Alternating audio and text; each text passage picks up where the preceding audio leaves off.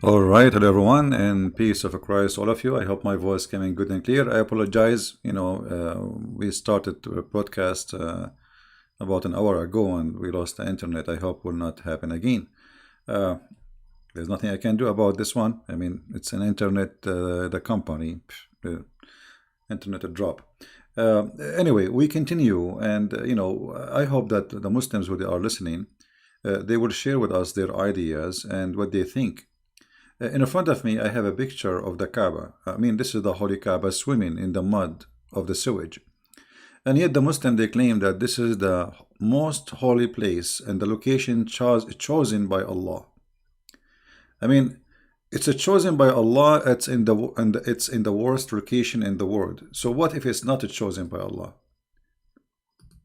I mean, imagine you are a person who hire an engineer, and this location is chosen by an engineer, and this engineer, he put your house where the poop and the sewage will cover it, and yet this is a holy place.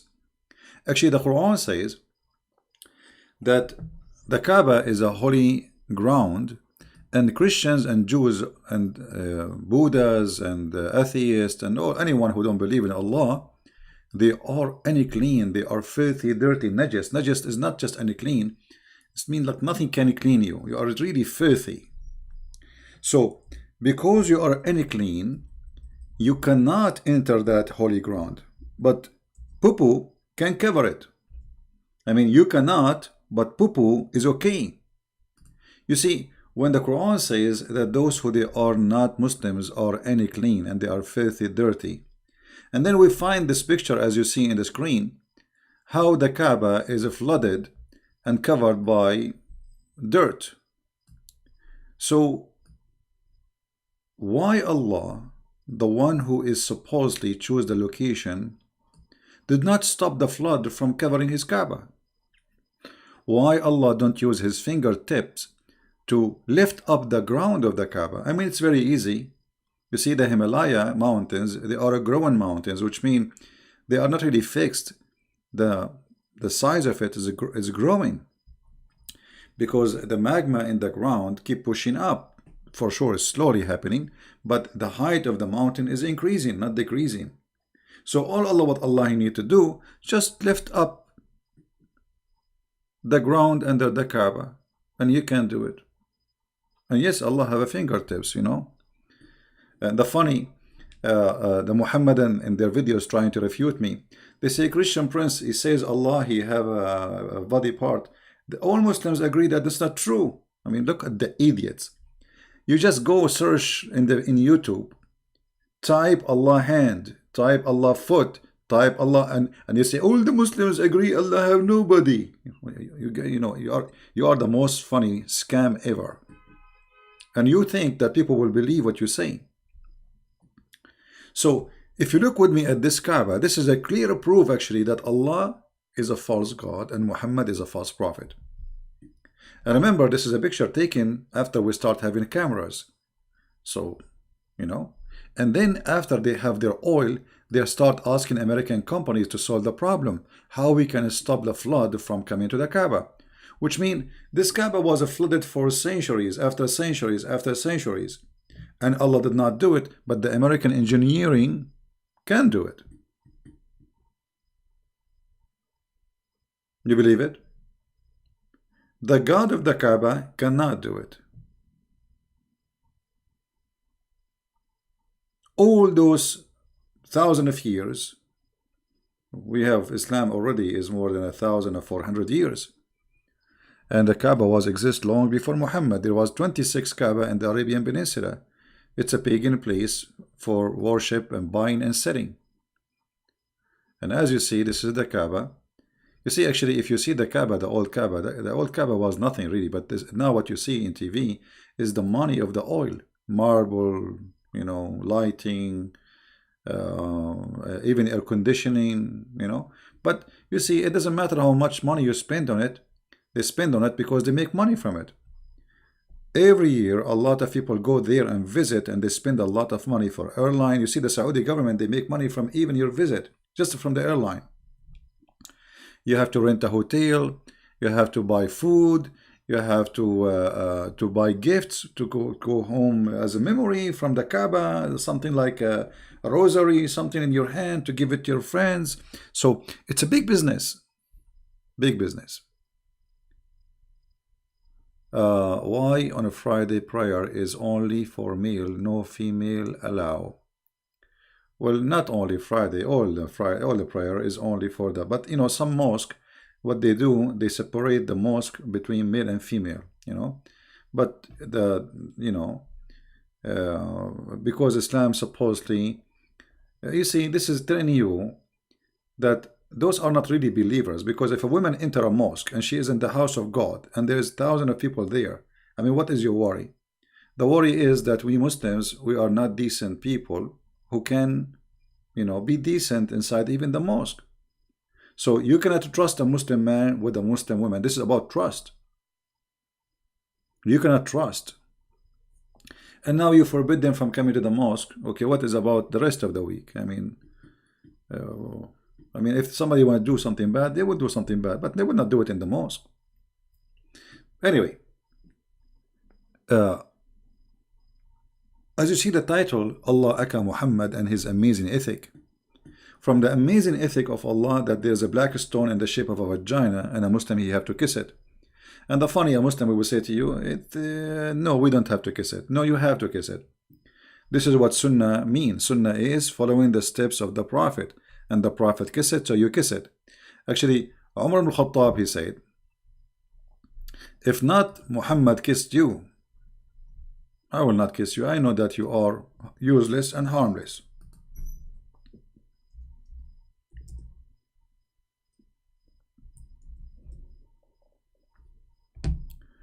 This is Umar ibn Khattab saying it clearly and getting Muhammad busted, by the way, because when he said this statement, he proved that Muhammad is a fraud. Why?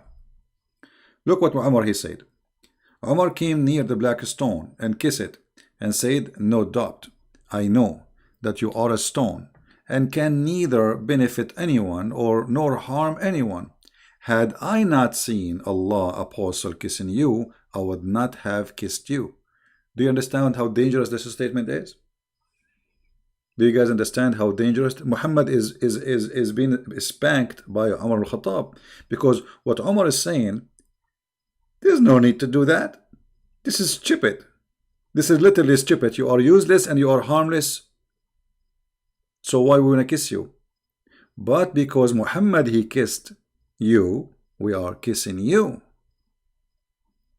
And this is not only proving that this stone is a fraud, proving Muhammad is a fraud. Why? Because Muhammad, he said that the stone, the black stone, is the right hand of Allah and is going to witness for Muslims in the judgment day. But look, Umar is saying, you are useless. Did he say useless? Yes, he said that. There's no benefit from you. No benefit and no harm. But Muhammad said something different. If we go in the different hadith, we will find this.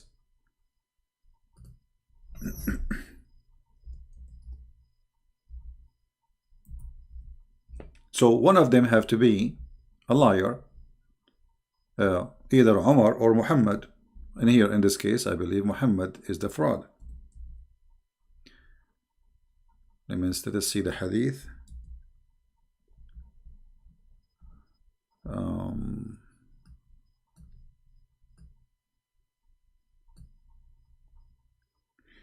Sorry guys, I cannot read your text when I am typing.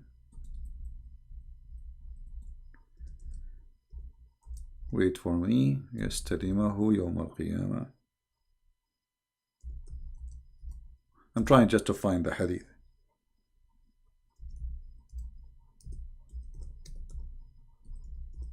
Let us see if we can find it. Here we go. This is Muhammad saying this following statement. And the Muslim cannot say this is da'if as usual. And by the way, what they say here, Hasan, which means good, it's a stupid statement, because this is a book which is supposedly a Sahih book. What do you mean Hasan? So anyway, I heard Ibn Abbas says that the Messenger of Allah said, this stone will be brought in the day of resurrection, and it will be given 2 eyes with which to see, which what to see. This is not metaphorical. This is not metaphorical. Is going to be given eyes, literally eyes, which is going to see, and a tongue which to speak, and it will bear witness for those who touch it in sincerity. But isn't it Muhammad, isn't it Umar al-Khattab, he just said that you are a black stone, you are useless, you are harmless?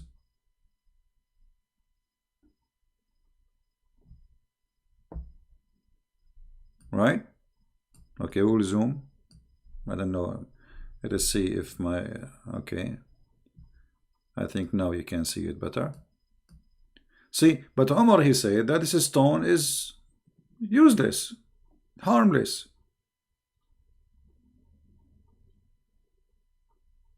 So which one is telling the truth? Okay, guys, we did zoom. It take time for you to receive the zoom out. So Umar, no Muslim can attack him, especially if you are a Sunni. The Shia, they spank him every day. They call him a dog, filthy, monkey, whatever, fraud, you name it.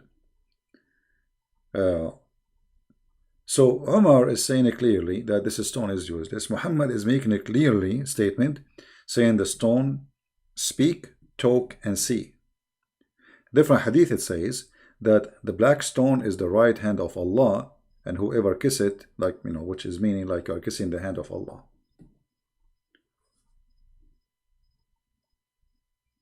So how this can be ethical, that there is a God, he ordered us to kiss a black stone in the shape of a private part, claiming that this private part is going to witness for us in the day of judgment. And what is witnessing mean? I mean, what do you mean with black stone? So do Allah need a witnesses? What is that? So this is not metaphorical. This is literally happening. Muslim today, they kiss the black stone, which is nothing but the private black stone, which is for the god of fertility. And by the way, what is left from it is not only, there's no stones there actually. The whole shape you see, if we go right now, let me find the black stone image. There is nothing left really of this stone. What is left there is just little tiny rocks in the size of your fingertip, and they place it inside the wax. Every week they have to do maintenance for it. The funny that they have to do maintenance to the stone of Allah. Allah cannot do maintenance to his stone. Allah could not preserve his stone, you know.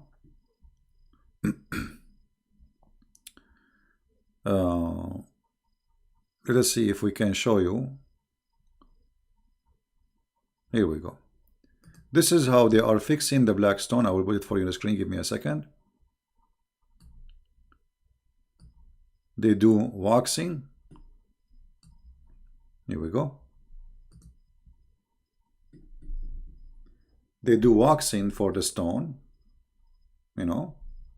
And this waxing supposedly is because the whole stone is wax. There's nothing left. There's only small tiny rocks inside the wax, and this is what is left of the black stone. Actually, there is videos. There's videos in YouTube. You can search it about doing maintenance to the black stone.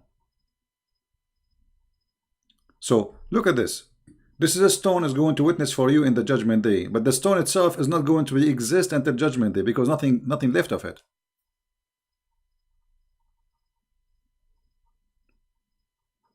Do you see the stupidity? This stone cannot even survive, and we need to do maintenance for. And what is left of the stone is this. Here we go. You see, this is the rest is wax. You see it? Do you see it? This is what the black stone is. What is the black stone? And actually, if you look, you will notice that those stones are not from the same rock, which means there is a cheating here. Do you notice that there is some stones that are whiter than the other stones? Where is the black stone? So the ethic of Muhammad to make us kiss a private part of a woman, and the tafsir, not me. You see, the Muslim, they might say, where is it? I can show you the tafsir where it says that the black stone became black because of the sin of mankind, because women, they used to touch their hand and they're full of blood, and they put it inside the black stone, asking Allah, the God of fertility, to make them have a child. Because women at that time, they believe the reason they don't have babies because they commit sin.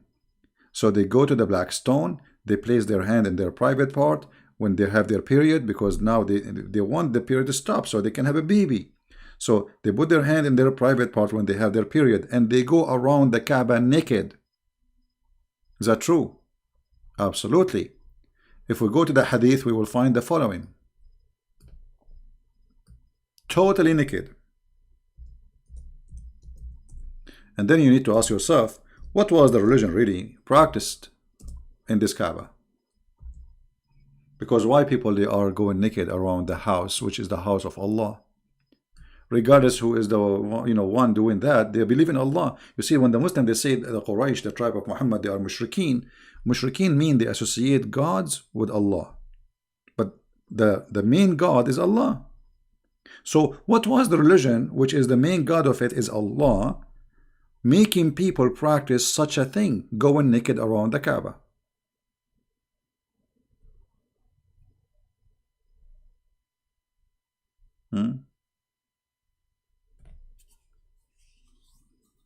I think my connection is good and there's no problem.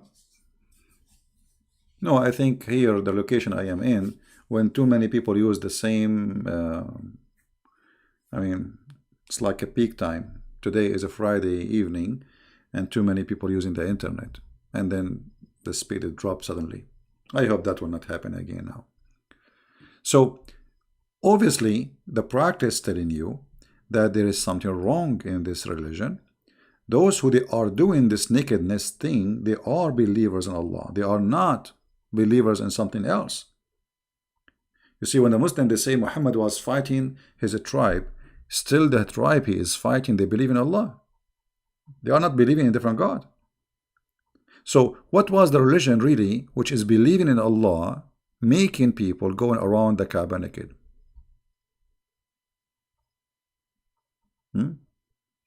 What makes Muslims believe Islam is a beautiful religion? After hearing you teaching, like you see, most of Muslims, when you speak against Islam, exposing it, they go in denial. If you watch the videos, Muslim trying to refute me, I mean, they ignore what I said and they speak about something that is not there. As an example, they try to refute me about. As an example, Paul. They say CP. Here it doesn't say this is Paul. Here they are quoting the Christians saying that. No, the Christian doesn't say that. Secondly, why even the name of Paul there? This is Quran. This is the book of Muhammad, and this is interpretation of the Quran. So why you insert a story about Paul if Paul is not what the verse meant about it? So they ignore answering the question. Until now we are asking, who are those three messengers? They do not know. This is the main question. If it's not Paul, it's who? They'll have no answer. So Islam is a stupid cult. Copy paste. And Muhammad, he have no idea what he's talking about. And if you ask and you read the interpretation of those stories, you will find that those messengers, they are messengers of Christ who went to the city of Antioch. Now we knew who they are, those who went to Antioch. This is the first city who accepted Christ. So when they try to refute you, they say stupid things and they speak about everything except the topic, because they try to make it about me. You know what I mean? Muslims, they don't debate me, they debate about me. They have no answer. So they try to make it personal. They try to make it like they put you down, call you names, liar, lie number 1, lie number 2, lie number 3. Call me and show me the lies. Why you don't call me? I mean, this will be hilarious. If you have all those lies, why you don't call me and let us make it official? Let us see how CP will lose his tongue. He cannot answer you now. Like, he will be shocked. Like, wow. And everybody will see that he's a liar. But they don't dare to call me.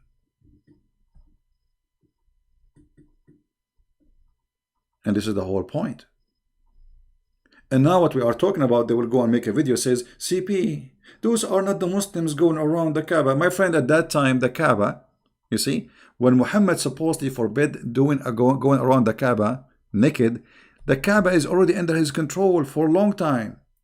Why he was waiting? Why Allah did not make a verse in the Quran? Look, the Quran have a verses about who Muhammad can sleep with, or verses Muslims don't enter the house of the Prophet without permission.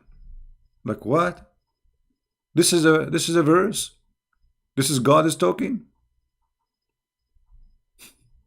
Don't enter the house of the Prophet without permission. So he have time to make a verse about don't enter the house of the Prophet and don't eat his food and don't eat his sandwiches.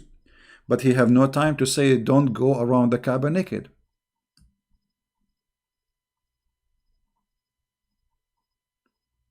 It's not about brainwash. It's about, most of Muslims, they think this is their identity. So the second you start exposing it, he feel like he is the one is under attack. It's not a religion. They take it in a personal way. They are very naive. And those who defend, they are doing business.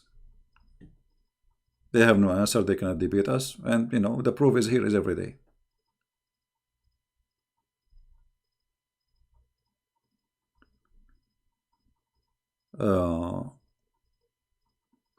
Refute the army story is real. My friend, how an army of elephant is going to pass all the way to Mecca? Just to show you how stupid this story is. I mean, Muhammad is officially an idiot. This guy, he heard legends and yeah. If we go to the verses about the elephant, chapter 105, it's a very small, tiny chapter, very funny. I mean, shouldn't you tell us what happened? I mean, what kind of God is saying to us? The whole chapter is 5 verses. If we count them, they are not even maybe 30 words. Don't you see what Allah He did to the people of the elephant? No, we did not see. Did you? Did Muhammad even see? No. Because supposedly this happened before Muhammad. So how you say didn't you see? I mean, even the statement is stupid. Didn't you see? Who is the one who saw that? Muhammad did not see it himself. Who is the one who saw it? And what happened? No, we did not see. Tell us, please. There's an army and they are coming with the elephant, and Allah He sent the bird carrying stones. Like what?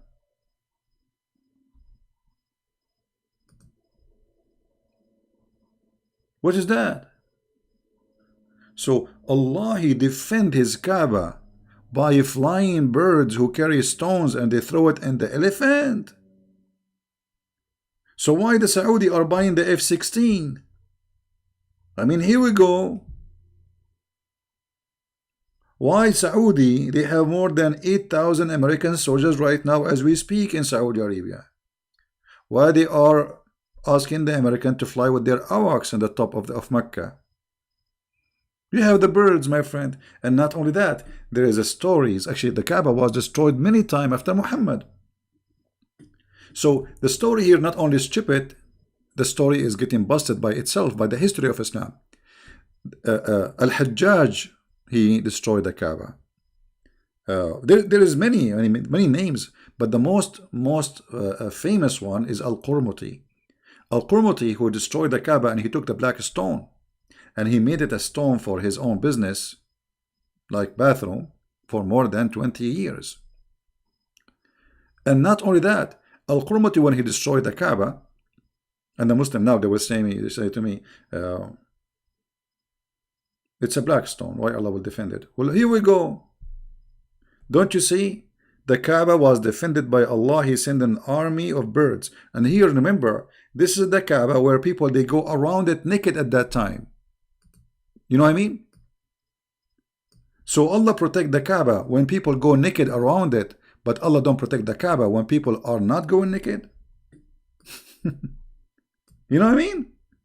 So when the Kaaba became clean from the idols, supposedly, the Kaaba have only Muslims around it, Allah don't send His bird to protect the Kaaba. Al-Qurmuti, he come, he destroyed the Kaaba, he took the black stone, in the top of that he stood in the middle of the Kaaba, in the top of the ruin, and he said, hey Allah, where is your birds? Where is your birds? There's videos on YouTube, the sheikhs are explaining it. The guy was challenging Allah, says, where is your birds? Which means you are a fraud. After Al-Qurmuti, he destroyed the Kaaba, Islam demolished. A lot of Muslims left Islam because they noticed that this is really not a fraud. Where is Allah? Where is the birds? People were waiting for something to happen. The sky will have birds right now. No birds, no snakes, no cockroaches, no ants, nothing.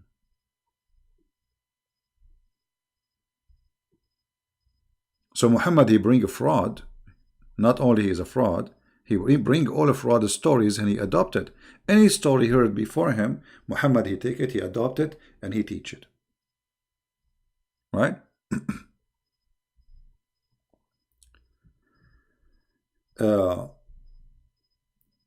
When I lost my internet, we were reading about Muhammad advising a man not to marry a woman she is widow or previously married, to marry a child.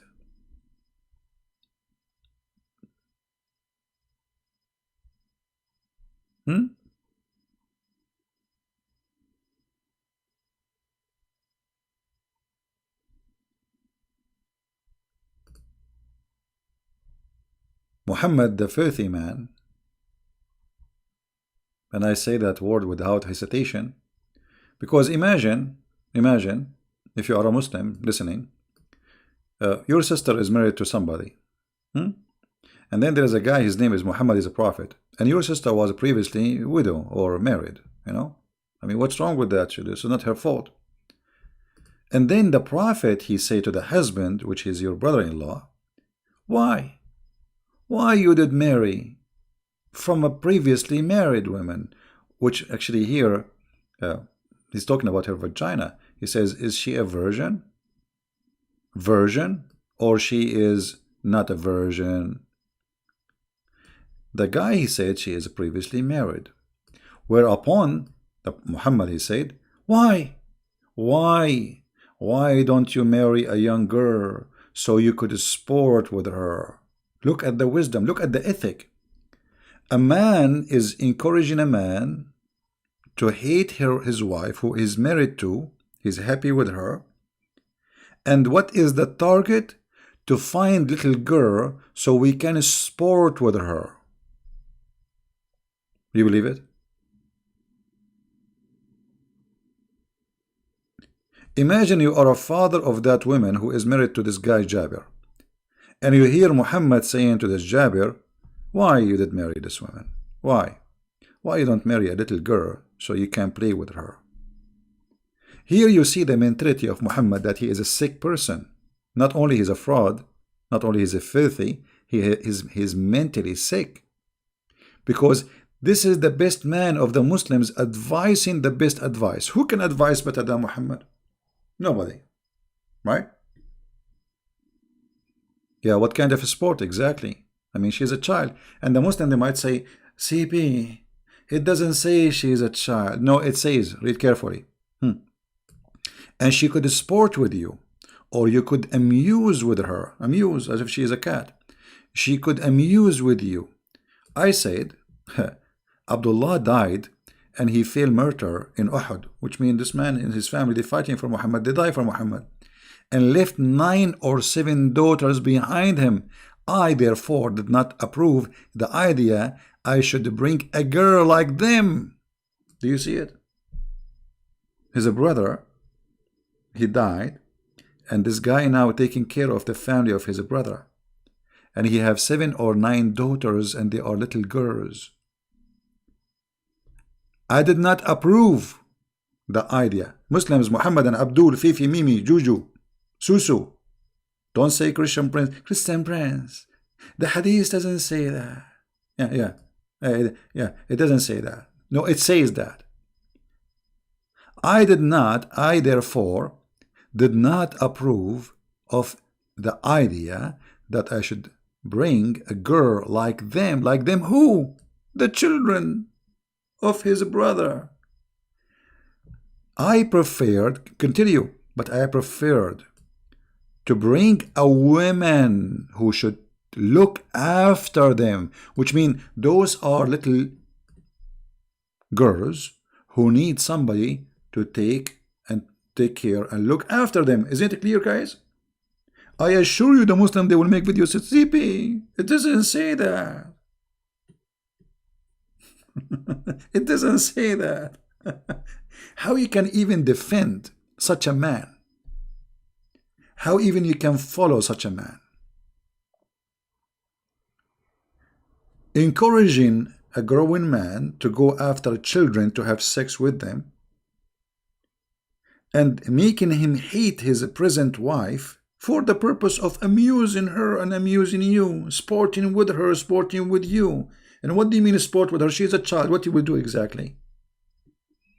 She will jump on your belly?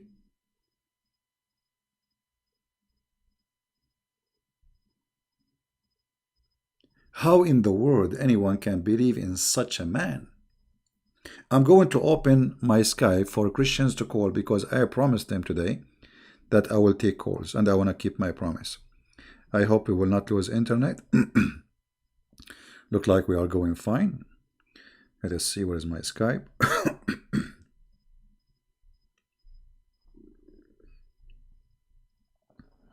All right. Okay, my Skype is open. If there is any Christian want to call, and let us do it this way. The one who texts me first, I will call you. So don't call right away. All right. Hamidin Hamis. What is that? Muslim? If you are a Muslim, let me know. Text me first, please, and then I will call you based on your text, which means first text, first call. So we don't disturb each other like you call me when I'm talking. Just text says I wanna talk. Can you call me? And I will call you back. Seriously, what we are going to talk about in Skype, Sarah, don't talk, nobody is asking you to call. Seriously. I mean, what's wrong with people? Seriously, what we are going to talk about? You don't have anything to talk, don't call.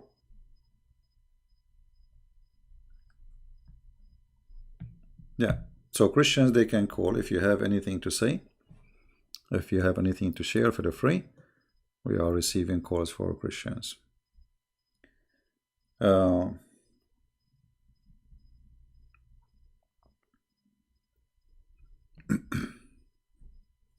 Sometimes I read comments and comments are funny. People, they say things without even using their brain. No, not necessarily this topic, but you can talk about this topic. I mean, why we wouldn't want to talk about this topic? Why not? But if you have different topic, no problem. Yeah, we will take Muslims if there's a Muslim wanna talk to us, no problem.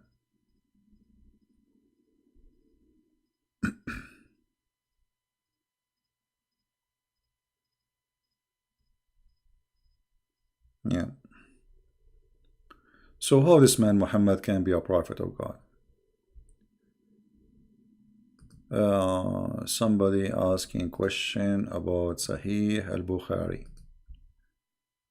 Let us see what is the question. Is it true that Sahih Bukhari was written by Imam called Muhammad ibn Ismail ibn Ibrahim ibn Bukhari? Ustad Abdul says that. Yeah, so what? By the way, Al-Bukhari, there's nothing is called written by Al-Bukhari. There's no book called Al-Bukhari. Al-Bukhari, which we are reading right now, this is not a book written by Al-Bukhari. Nobody have a book. It's called Al-Bukhari. All right. Hello? Good morning, Mr. Prince. Hey, my friend, how are you? Doing good, Mr. Prince. How are you? How's everybody? I'm all right. What do you like to say with us? Yeah, I want to share with one verse from the John chapter. Jesus says, I am before Abraham. Yes. That chapter, you want to help me to people to understand also where he saw Abraham in the Old Testament. In Genesis 14 chapter, when Abraham went to the war and when he coming, he meet one person. You want to explain to that to people that verse, please? Well, you know, there's the Bible speak about even the Lord. He came with the two more person, you know, to Abraham, and Abraham Yes. he bowed down. So when the Messiah he spoke about Abraham, he saw me and he you know, pleased with my day. You know, he was rejoicing with my day. He did not mention when Yes. which one it was when he saw him, but obviously the Bible support that he saw him. You know, he did not Mr. say, Prince, yeah. Mr. Prince, you know the Milka Zidar in the Bible in the Genesis? Melchizedek, yeah. Yes, he is the one as a Christ is coming. You please read it for us, that verse, and it will be helpful for each and every people can understand that verse. That is the one, he bring the bread and wine to him, and he is the most king of the church. He's coming from the place, is from the heaven, but in the map, that name is not exist anywhere. That is the one I want to explain to the people, for everyone. I'm trying just to understand. So, you see, for me, God, he appeared to Abraham, and there is the statement in the Bible in many places. So, I cannot say it's just only this is about when Melchizedek came and spoke to, and he saw Abraham. I can say that God confirmed that he met Abraham, and Abraham he saw him as a man. Correct? Yes, sir. Okay, and this is the most important because the Messiah, you know, see the Bible first of all is not let us say mention everything Abraham he did, same as everything about Jesus. Correct? There's no way that you can write a book about someone like the Messiah, and this book is a few hundred pages, Yes. right? Which mean Yes, sir. there's details in the Bible which is the most important for us, not like the Quran about Muhammad, don't enter his house and don't eat his sandwiches, those silly stuff, you know. Yeah. So the purpose of the Bible is to deliver to us, we the people who need the guidance, the most important information, not normal information. Otherwise the books should be written about Jesus, maybe a big, a huge library, because the person who lived in this earth 33 years, how many words he said? You know what I mean? Yes, yes. How many words he said, how many sentences he made, how many conversation he had, for sure a lot. So what the Bible focus in is what we need to know, not everything. So the Bible confirmed that you know, Abraham he met like if you go Genesis 18, right? And Yes. and even Genesis 14. and Genesis Genesis 17. So anyway, it confirmed that the Messiah he met Abraham, and not only that, Yes. Abraham he saw my day. And the Jews they said to him, "Well, how you say that you met Abraham? You are not even 50 years old." And here you notice that the Muslims and the Jews they have similar, let us say, functioning of understanding the Messiah. So they could not understand that this is the person speaking that he is God. They are looking at a man who is not even 50 years old, but yet he claimed that he saw and Abraham saw him. And then after that, they try to kill him, because simply he is claiming to be God. As simple as that. And the chapter saying that, and yet the Muslim they say, where Jesus says, "I'm God, worship me." I'm a God. Yes. Yeah. So the same chapter is saying it clearly that they want to kill him because he is claiming to be God. Claiming to be God. Yeah, and Jesus did not say, "I'm not claiming to be God," right? like when they said he's claiming to be God, did he say, "I don't mean that"? No, he did not say. He did not say that. And Yes, and yes, then the Messiah he confirmed in like in other places like in Matthew chapter 22. Uh, the Messiah, he said to them, to the Jews, and those are very well versed people, what do you say of yes, yes. Christ? What do you say of Christ? They say he is the son of David, from David. David. So the Messiah, he said to them, well, if he is a son of David, then how David called him God? God. Yes. How David called him my Lord, my God. So the Yes. Messiah himself, he said clearly that I am the Lord of Abraham, I am the Lord of David, even though the Bible, by the way, says that Messiah by birth, he is from the seeds of David. But as we knew, that Messiah is not a son of any one seed. He's not a son of any man, he Yes. is just a God in flesh, because simply he Yes. exists before his birth. But the Messiah here, he confirmed. What do you say about the Messiah? They said he is son of Yeah. David. Then he gave them a question which they cannot answer. How then, if he is a son of David, which means he is disagreeing with them, if he is a son of David, then how David call him Lord? Lord. He called him Lord Jehovah. Jehovah. So if he is just from David, that means he is just a man like everybody. Yes. But he is by birth from David, which means because he is born of the Jews, as simple as that. But the Messiah, he is the Lord of David, and remember David here, he is the highest man for the Jews, like he is the king, the most powerful king. So when you say the king of the Jews, who is the most powerful, he is saying to Christ, you are my God. So who is the Messiah then? So he is the Lord of David, and this is David, the king of everybody. It's like today, we don't want to make it an example, but for people who don't understand, it's like you have a president in your country or a king, and he is the most powerful man in the country, yet he sees somebody, he call him my Lord. Yes. My God. So Yes. the Muslim claim about Jesus, nowhere he says he is God. I mean, it's all over the Bible. When Jesus says, I am the truth, you see. Okay, how you can be the truth? The truth in Islam, one of the names of Allah is the truth. He's trying to copy Jesus. The truth is only God. There's nothing else except God. And he said, I am the life.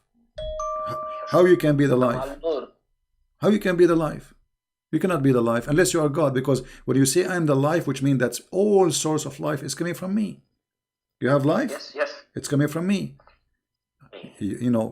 All life, all source of life, not only human. So I am the life, and then I am the resurrection. And yet they say to you, where Jesus said, I'm God. How you can be the resurrection if you are just a prophet? How you can be the resurrection? How you can be the life? Imagine I am claiming to be a prophet, and I say to you, I am the life.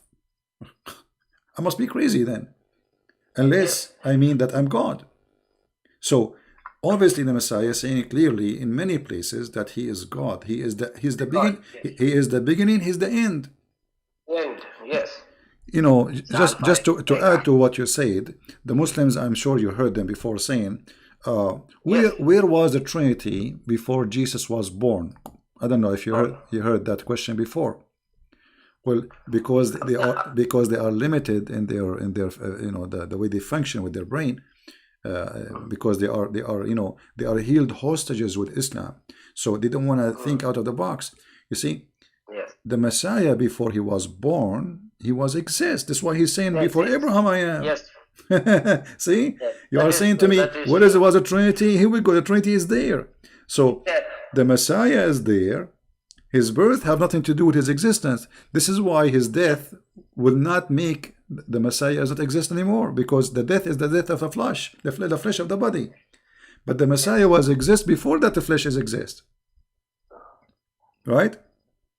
Right, sir. The flesh is just a stage for him. He is in this earth. He came to us in the flesh so we can see him. So God, he humbled himself. This is what the Bible says. God humbled himself, and he took the image of a visible man, human being, right? Human being. So yes, sir. The Messiah, and this is what the Bible is saying, he is the visible image of the invisible God. God, yes, that is true, sir. And yet they say to you where Jesus said, and by the way, saying God, it's easy. I can say I'm God too. but you cannot do what Jesus can do. Yes. Anyone can say I'm God. So I mean, what a big deal to say I'm God. I can say Allah. He said He's God, but He cannot do what Jesus do. Yes, that is true. Allah, the God of Islam, He do not even know what He created, how He created things. Stupidity. Yes. The Quran is full of stupid mistakes. Right? That is true. That is true, sir. All right. Anything else, my friend? One small request from you, All right. from my side. When the ex-Muslim, they asking to, you ask them to come to the Christ, you say to them to read Bible. So I want to request it to you, even the people reading New Testament especially, tell them to read in the red letter Bible. It will be more easy for them. The Christ what is speaking, it's all in be the red letters. It will be to be understand them exactly who's speaking correctly. So it will be easy. People get confusion who's speaking here, so they don't know exactly what. Well, they're this speaking. is a design so of easy yeah. for them Okay. to read letters to help them to understand. Yeah, most of people, my friend, they are reading from the internet, you know, because those who leave Islam in my channel. It's available, Princess, in the internet. The red letter Bible, King James Version, red letter Bible is available. I also have in my phone. Okay. Well, maybe you can post. You can give a link to the admin. She can post it around when we have somebody is calling, and that will be a good idea. Or you can post it in the in the comment later. I will try to do that. I don't know how to do that one, but I will try to. In the comment, you can post later in the comment after you hang up in the comment of the video after we finish, and we will have it. All right. Okay. Okay. Thank you, my friend. Thank you very much, Prince. And one more thing. Christmas time I asked you to pray for me. I was in trouble. I don't have job. I don't have money. I remember. You are the one who you work in Saudi Arabia, right? Okay. Yes. I'm still here. Today morning only when I came for the duty. It's 5 o'clock here. I came to duty. My superior called me and told me, Jason, within 3 days to 4 days, you will get your money. What you work for this company. So maybe 2 days or 3 days, I will get my money. Wonderful. And thanks to everybody who will pray for me and pray for me more. The next step, what I'm taking, I want to be exactly a correct path. I want to walk in the correct way to take my family in the right path. So please pray for us. Well, my friend, I want to give you an advice from my heart. I know that people they go to Saudi Arabia to find jobs, and I know that's nothing wrong with that. But living there is not really a good choice. So try to find a job in different area, different territory, where your family can live a normal life as a Christian. Yes. And you can practice your belief as a Christian with the freedom. And, God will provide, my friend. Yes. I mean to that. Thank you. Thank you. Thanks. I will take care, and God bless you all. Take care. And thanks for you opened, I opened it, morning phone. I saw you telling only Christian people can call. I'm very happy to call you. So I jumped it inside. I called you the same time. Weekly one time, if you keep it for the Christianities people to talk to you, I'll be very happy to. So we can talk to you. You cannot answer all your Skype messages. I know yesterday also you are speaking that one to the people. Yeah. So like just one day you keep it for us. It will be very nice to be family together. Sure. The family is most important in the Christ. Christ is say, be as a family. Don't be a separately. We don't like separate people. We want to be as a family. We are a like family. A unit. We are a family. Thank you, my friend. God bless you, and I will try to make it every Friday. And give my love to family, mommy and dad. Okay. Take care. Bye bye. God bless you. Thank you, sir. Prince. Bye bye. All right.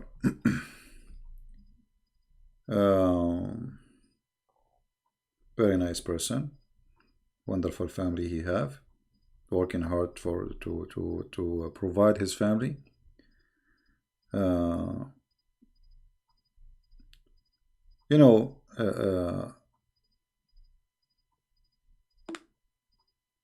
Life is full of stories, and there is many wonderful people. They are trying to work hard to provide their family, and they are born in a, let us say, generally speaking, a poor country, but nothing make you poor as being poor in your heart, because at the end of the day, everybody live. All of us, we will eat something. Bread, it doesn't matter what we eat. There's poor who they are living. I saw poor real poor people. But they are happy, they have nice smile. Me, myself, I don't have it. And the other day I was watching a video about people in the Philippines. They have a flood. The flood took their houses, and they are smiling. I mean, imagine those people. They have nothing. They have nothing before the flood. Little tiny house made from, and you think they are poor, even if you are rich, because there is people who have a lot of money, but still they are poor because they want more and they will never be satisfied. So we pray that this brother here, and I hope everybody will pray for me with me, that he will find a good job to provide to his family. He's not asking for much. He's not asking for to be like a rich man. He just wants to have a job for his family. So pray for this brother, so the Lord will provide him and the Lord will open door for him. We have somebody want to call. Okay, let's see.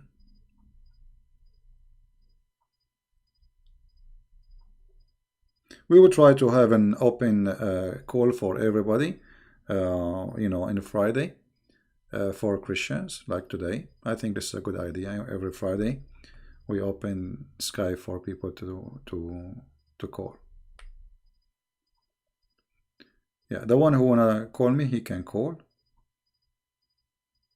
Or the one who texts me now, I send him sure. I will send you confirmation. Let me call him. I will call him. Now look like his internet is bad, maybe.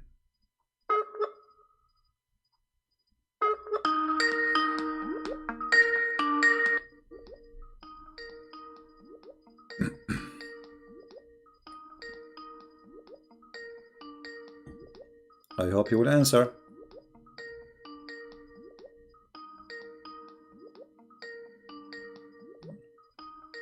Well, he is not answering. Hello?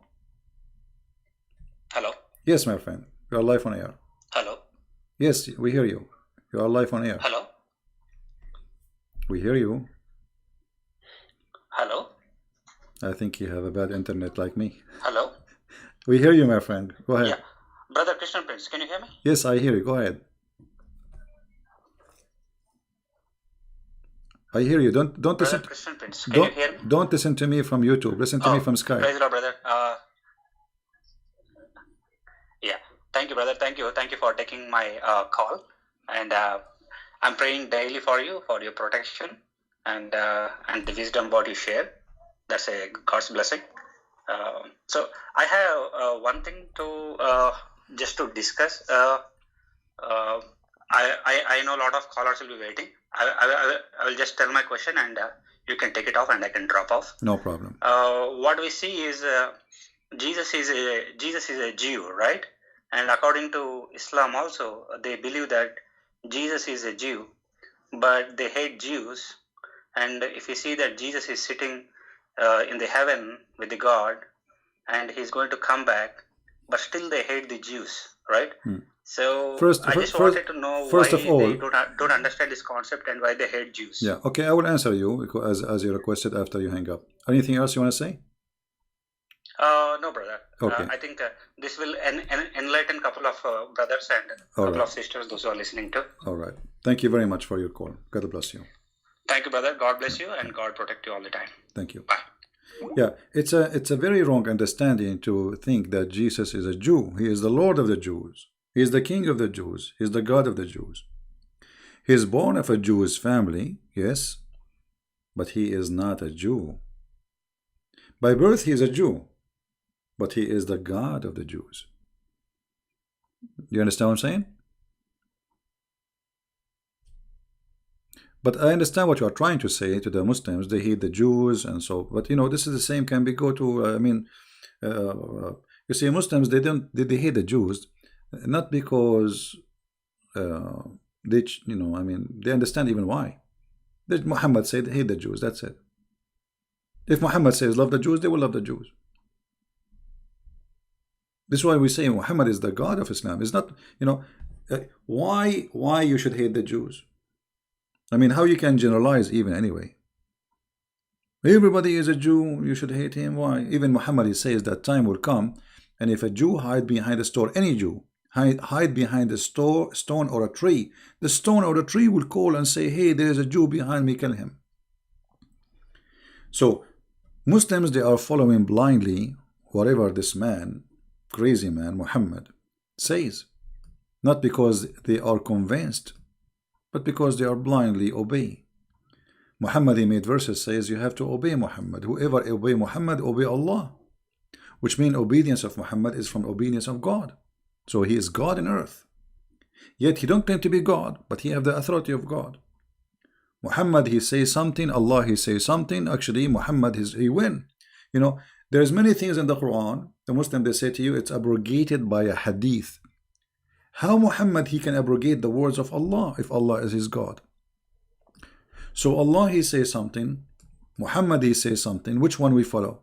Muhammad, because Muhammad is more important from Allah, which is a fake God. Muhammad, he just used Allah as a proxy, like, you know, he's a tool. Muhammad, when I have sex, he made verses saying any woman, she want to give herself to the Prophet. Muhammad, he want people not to come to his house, eat his sandwiches. I mean, have you ever heard of a God saying don't come to the house of the Prophet to eat his sandwiches? What is this? The sandwich God? All right, we have somebody trying to call. Tell me if you want me to call you, my friend. Just don't send me a text. If you want to call, say, I want, please, can you call me, and I will call you. Have you ever heard of a God saying to his prophet, any woman she can give herself, and you may differ between them? You might delay some. What is that? Allah is giving tickets for sexual activities. Okay, somebody asking, can I call?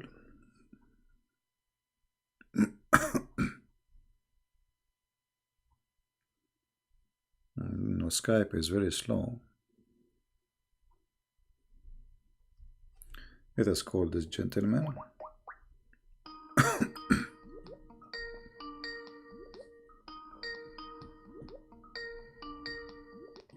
Hi, CP. Hello, my friend. You are live on air. Yeah, my audio is clear, right? Sorry? Is my audio clear? Yes, it is. Please listen to me from Skype, not from YouTube. I'm speaking from Skype only. All right. I'm calling from India. You're welcome, my friend. We love the people in India. Yeah, actually, I'm also a Christian by birth and by practice. Okay. And I used to debate a lot of Muslim friends in India. Some people who challenge me, I challenge them back. And I used to listen to all of your podcast in YouTube while going to work. In fact, many days I used to listen in earphone and I with them. Yeah, well, you know, when you want to discuss religion with somebody else, you better, you know, like educate yourself before you speak about the topic. Otherwise, you will look ignorant. Like the Muslims now, when they speak to me, all of them, they look ignorant. Even those, the ones that grow beard, they, you know, they look very ignorant. So education is education is a must. Only facts. Yeah. Yeah, that is very important. That I always realize, and I did that. I wanted to talk to you about John chapter 6. What do you think about John chapter 6? I am a Catholic myself. I believe in the Eucharist. Do you have the same understanding on John chapter 6, which is Jesus presenting his body and blood, soul, and divinity in the Eucharist? I don't understand you, my friend. What you believe in? What? Eucharist, the bread and wine becoming the body and blood of Christ. Repent. Bread and wine, which is you mean okay, yeah, okay. He orchestrates that. Yeah, all right. Yeah, you know the Messiah. He said, "This is my body will be broken for you, right? And this is my blood will be shed for you, and do this to remember me." Now, the Messiah, when he said, do this to remember me.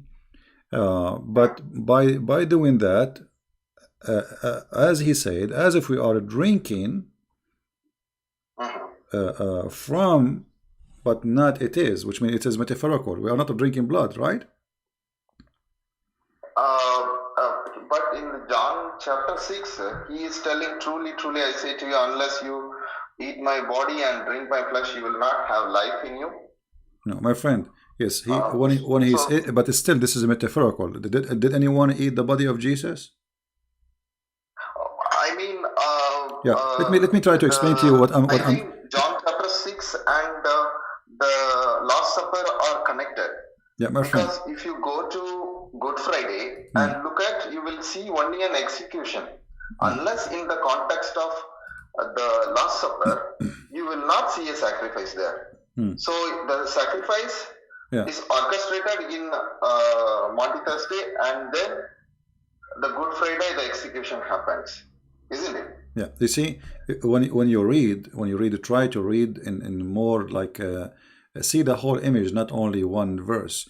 If you read in John chapter 6, you will see that Jesus saying to them that I am the bread of this life. It's not. He said, it's not by the bread only human being live, but by the word of God, right? Not only by the bread. So the Messiah. Bread, isn't it? Sorry. Word of God is Jesus Christ. Yes, so correct. But this is mean. It's not really about eating the bread. It's not about him being eaten like in the bread. This is symbolic of what he did to us. So he is the bread of life. He is our provider. This is the real provider. You see, bread is coming from somebody, from provider. Somebody provide you the food. Somebody provide you the life. Somebody provide you your blood. So someone provide us your existence. That is God. And the Messiah is saying clearly that I am the bread of life, and by me you will have eternity. All right. So if you go to John chapter 6, you will see in verse number 27, he is saying to them, don't work for the food which is can be spoiled, but for the food which is going to be eternal, and the one who works for it will give in eternal life, and that is the only one who can give you that food. That is the Messiah, right? So this is the food here is not about something we eat literally, but doing what Jesus said is to remember him is something beautiful, and it's a blessed for sure, because he is saying by doing this you are doing that, which means you are receiving my body and you are receiving my gift to you. So yes, taking the bread and drinking the little juice or wine, this is a gift from the Lord, so we remember what he did to us and give us a blessing for our heart and our body. Yeah, that's good explanation. Thank you for your briefing on this. You're welcome. Yeah, I want you to be careful always when you say those sentences to Muslims, because Muslims, they might think we drink blood. You know what I mean? They will say, "Oh, those people, those Christians are zombie. They drink, they eat Jesus and they drink Jesus." So we have to be careful. Otherwise, already they are making lies about us by millions. So they easily straightforward they will make lies. But if you give them something something difficult to understand, they will just twist it. Yeah, they twist it in purpose. Not only they understand it, but they twist it in purpose to make it look like not what it is. I build stories and then I just twist them into challenging their own idea. Say, for example, I tell them a temple priest who is possessed by their god tells that give me your women to me. And what will you do? I ask them. So they tell me that I will beat them to pulp. He is a false one. Yeah. Then the same is told by your prophet. What will you do? I ask them. Then they get into a shock. Where he said that? Then I quote the Quranic verses. All right. Then they will not be able to answer me. All right. Well, my friend, I want to say thank you for calling us, because there's many people trying to call. I hope you understand. Yeah, and God bless you for your call. And we wish you the best in debating Muslims. All right. Yeah. Praise to Lord Jesus. Take care. God bless. Bye bye. All right. Somebody else trying to call. Let us call this person.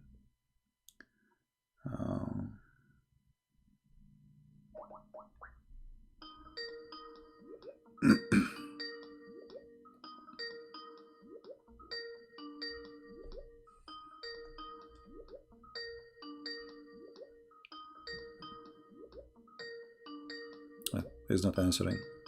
You know, don't call me when I am live with somebody. I mean, wait until we drop the call. Just send me text saying I want to call, and I will call you back. And now he is not answering.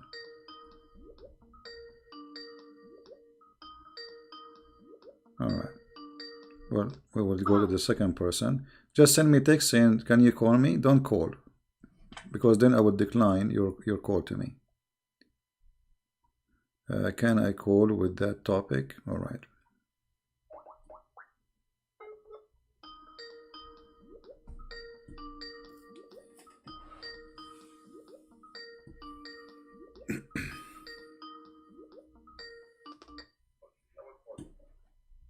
Hello? Hello. Yes. You are live on air. Hi. Thank you for calling me back, Siti. You're Can welcome. you hear me? Yes, sure. I will hear you. Yes. So did you read the text of the topic that I wanted to ask you about? I could not really get a chance to read it. Let us see. Can I talk about what women gets in Jannah, if it's okay? Sure, go ahead. Yeah. So I'm actually working on a video, and then I got, well, basically, there are many verses in the Quran that mention about what the righteous people are going to get in Jannah. Like in the Surah 78, 38, 55. But then, do you think that all these verses only implied for men only? You see? Or these... Okay. The Quran, the only thing the Quran speak about women they will have in heaven, that they will be in heaven. That's all. Doesn't say really what they will have in heaven. The rest of the description is for Muslims, men. You see, and we can prove that easy, because the Quran described they will have this, they will have a fruit, they will be reclining in their couches, and with them the hur, right? So yes, obviously he's woman of equal age. Yeah, right. So obviously he's speaking to who? So the one who is the one who is speaking to? He's speaking to men. Otherwise, that will make them lesbian, because saying to the and your whore with you. So, and he described those whore that they are, they did not have any sex before. So, if you read the whole verses, this is about Allah speaking to men, which is Muhammad, not to anyone else, only men. All right. So those men, what they will have in heaven. The only thing the Quran speak about women they will have, that they will be in heaven, but what they will be? They will be sex toys for the men. Yeah, because I received conversation with Muslims, and they said no, these are also part of this, are also for women, because not all those verses mention about women, only one or two. No, we see, we have the hadith. The hadith confirm what is in the Quran. We'll explain it. Muhammad himself is explaining. So, was Muhammad lying about what he said? Then this will be a problem for the Muslims. So when Muhammad he said that he will have at least 72 women, and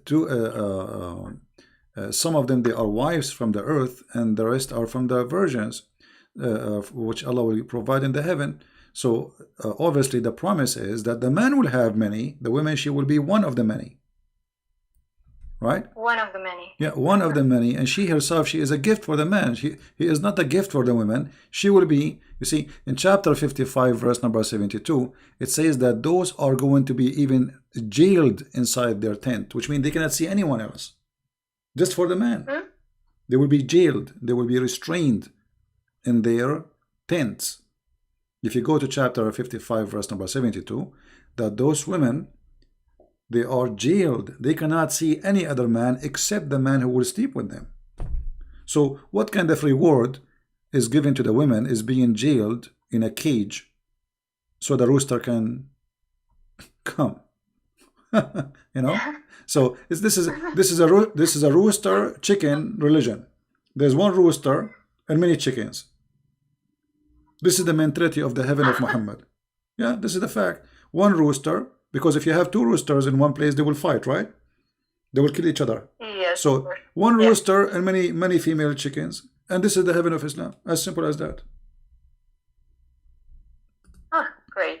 So Well, they promise came up- they promise the women in Islam to be a chicken, one of many chickens who will be given to a rooster. You know, in heaven he will have high walls. Why high walls? Because those people, they are Arab, they are very, you know, private. They don't want anyone to see. Yeah, you will have high walls, and nobody can see behind those walls. So you see. This is why it says here, "Hurun maqsuratun fil khiyam." So what it's Amazing. yeah. So yeah, the best description is a rooster chicken religion. You know. Yeah. So when I talked to Muslims, and then I came across with this one verse, if you can pull out also from your screen, Surah 33, verse 35. And then the funny with this verse is the tafsir, actually, from Ibn Kathir. 33, verse 35. 35, okay. 33, verse 35. Yeah, about don't enter the house of the prophet. Wait, I'm going to see that. You're talking about chapter 33, right? Chapter 33, verse number 53. Yeah. Yeah. This is about Yes. don't enter the house of the prophet, and don't don't ask, don't eat his food. 35 is for this is the part, I think, the only part in the Quran that mention what women will get in Jannah. No, this verse here. I think you are quoting wrong number. This verse here is about don't enter the house of the prophet and don't eat his sandwiches, which is very silly. Oh, you are saying 35? 33, verse 35. 35. Yes, I thought you were saying 50. It's my fault. Sorry. Okay, 35. Okay. Yeah. There's a verse saying just they will go in heaven. That's it. Doesn't say what they will do there. But the women in heaven, they will be just chickens. I mean, what is the reward for the women? What exactly? Challenge any Muslim. And the What is the woman she will be doing in the heaven exactly? What she will be doing there? She will be, excuse my language, sex toy for the rooster who Allah promised him many of them. Is the man, like you see, God created Adam, he created with him what? Eve, right? Eve. Okay, so if Allah is the same God who created Adam, why we don't go to heaven? If the logic is, God is the same God of Adam, is the same God of Muhammad. So why the God who created only one woman for Adam, he is going to create too many women for the sons of Adam? Doesn't make sense. doesn't make sense. And at the same time, those women, as an example, the Hur, all of them, they look the same. They have the same voice, they sing the same song, and they have the same name, and they have the same look. So it's very stupid even to promise me like 100 Barbie, but all of them, they look the same. So what's the point of this? Imagine you look like you have you have 100 women with you, and all of them, they look the same, and they sing even the same song. They say that it's like a Barbie machine. It's like a it's like a toy. So it's a stupid deception fit with people who live at that time, those Bedouin, trying to tempt them with sexual and wine. What the heaven of Allah? Wine. This is what the Arab, they like to have. Ginger, because the Arab drink ginger. The wine mixed with ginger, and honey, and river of honey, and milk, and then women. That's it. And then fruits. So the heaven of Muhammad is just a hotel in Las Vegas, 10 stars.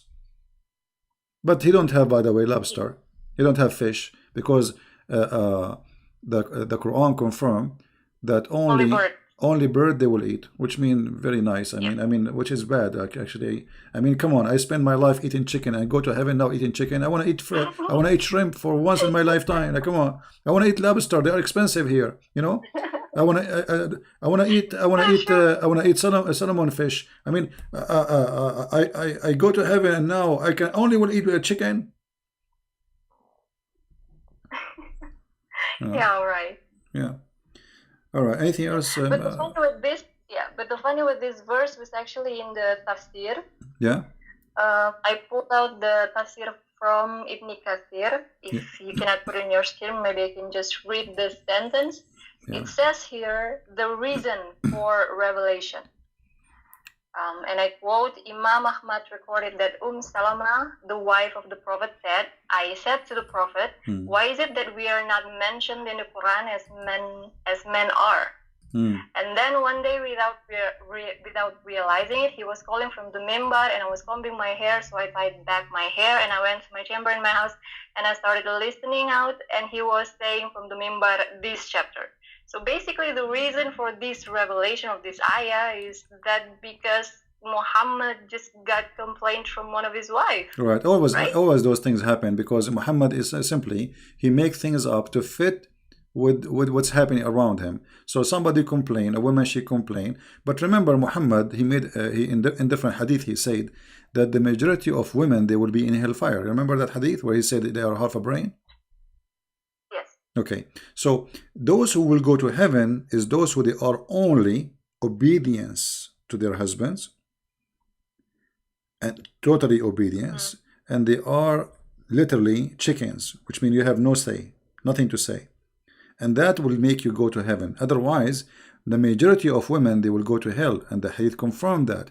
So Muhammad, he asked them to give him money, donation, so then Allah will forgive to them, so they might go to heaven, which means Muhammad not only is confirming that he's a fraud, but he claiming that if you give little, you know, I mean, some earring, they start giving him earring and rings, by giving some gold to Muhammad, then Allah will take you to heaven, even if you are a bad woman.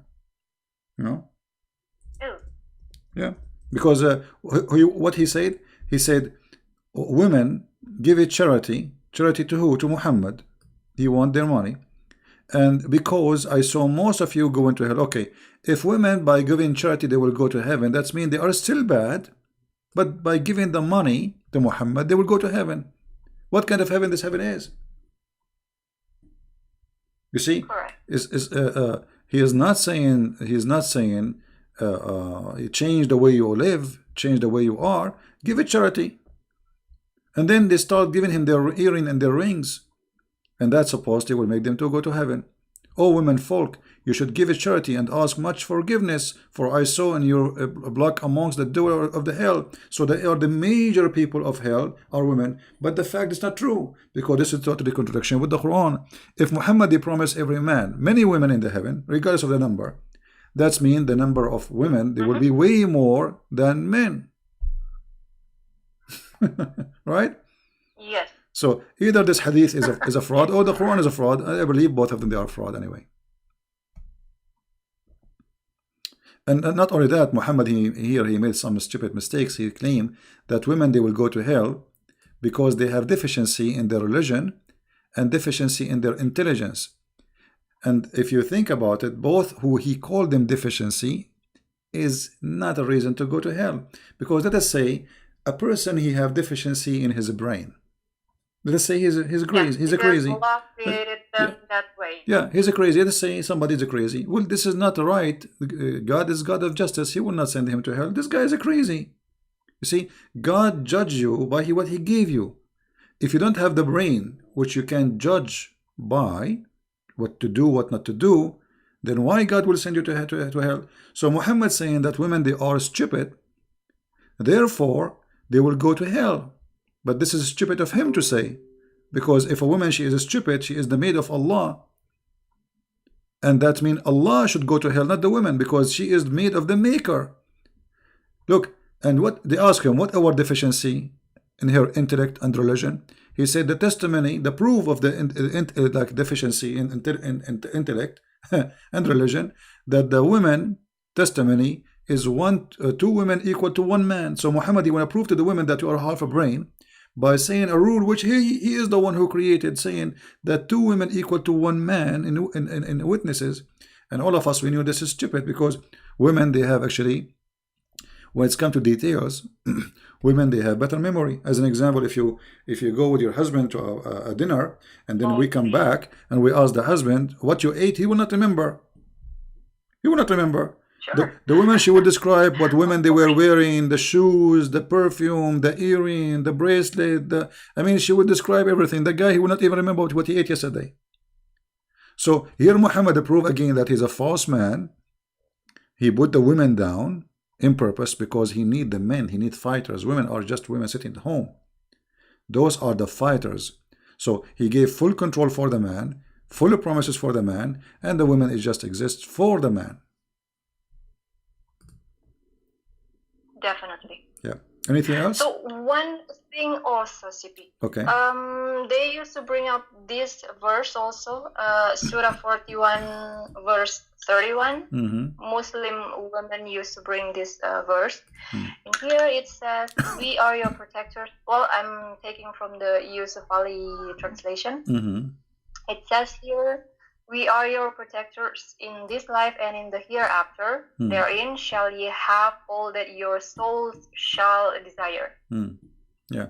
So Well, they said, well, whatever we want, we get. yeah, actually, there is many Islamic scholars, they speak about this, that the Quran confirmed that even if you are going to be a homosexual, you can have sex with men. And actually, I can show tons of reference about that. Yeah, a man, he can, because it says whatever you wish. Actually, there's a video, you can search it. A Muslim, he called me, and we did talk about in that video about if having sex with his mother, because in Islam they say, many scholars, that you can have sex with your mother and your daughter. Some they say no, it's not allowed, but the Quran says whatever you wish. So if you can search for that video, and then he said to me clearly, so what's wrong with that? Search it, you will find it. I think it's called I don't know, Paradise something, Christian Prince. You have to put it, the Muslim, he was calling me and he was defending, he was angry, and he's saying to me, what's wrong with that? What's wrong with you? Actually, I will try to find it and play it right now. After you finish, I will try to find the video. Yeah, of course. And let us see, Christian Prince. For me, it's very hard to find my videos because you type my name, you find endless number. You need to remember the name of the video. Heaven, maybe debate. Let's see.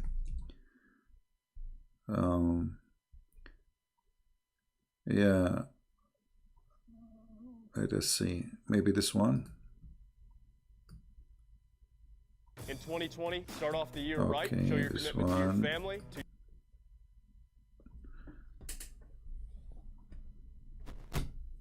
We'll put it in the other speakers so everybody, including you, can hear. Okay. Yeah, actually, after you hang up, I will play it. Anything else you want to say? That's it. All right. Thank you very much for calling, and God bless. Take care. Bye. God bless. Yeah. Yeah. So I think I got the. Oh no, this is not the Sheikh Tara. Maybe this is not the one we want, but let us see.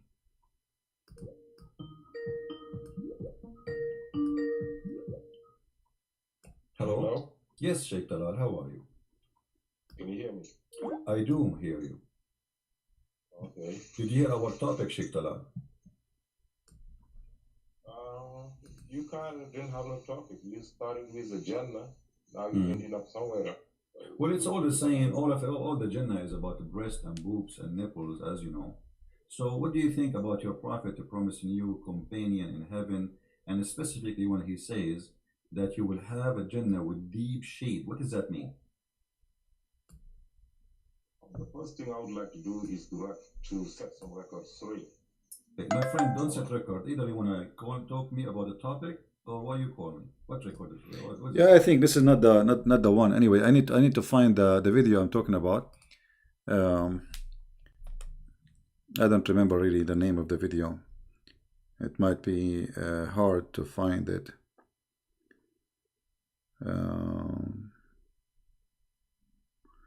Okay, we have this person trying to call. Okay. Don't just text me, says hello, I am Christian. Tell me, you want me to call you? Or just you are saying hello? Don't say hello, please. Don't say I would like to add you to Skype. Just call you know, tell me I want to call me.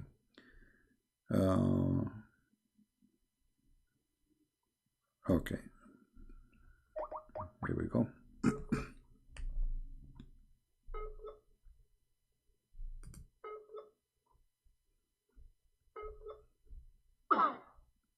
Bad internet. I'm trying to call you, Tamara. This is you. You are saying this is your Tamara, right? So you said this is Tamara, but I cannot. Let us try again.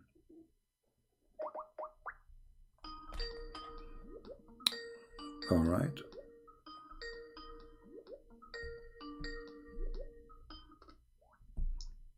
Hello? Yes, hello. You are live on air. Hey, Christopher, this is Tamara. I have How are you, question. Tamara? How are you doing?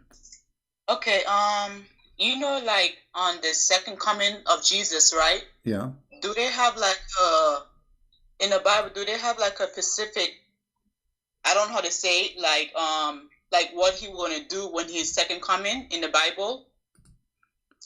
Well, you know what will happen supposedly, as the Bible says, that the Lord, He said, those who don't believe in Him, bring those who don't believe and slay them. Which means this is the time of judgment. This is the time of your end. This is the time where people who they are belong to Him, they will go taken to heaven, and those people who they are not with Him, they will be punished. So, you know, the details, we will leave that to the Lord, what He will do it, because there's many verses about hell, what will happen in hell, but how He will do it exactly, you know, I mean, this is what He, let's say, let what to the Lord, you know, this is His authority, and speaking about details will not be really too much helpful, because what we know is He is coming, and those who they reject Him, they will be punished, they will be sent to hell, and those who believe in Him, they will be taken to heaven. How He would do it exactly, not much of details. Okay. Yeah. Like you know, like I don't know, but like you know, some Muslim will say that on the second coming of Jesus, He will like probably get married, have kids. Well, I heard that, and what else? well, this is the That he would, yeah, yeah. those things they say, there's no source for it, not from a Christian belief, not from Muslim belief. It's a stupid thing. They say things does not exist.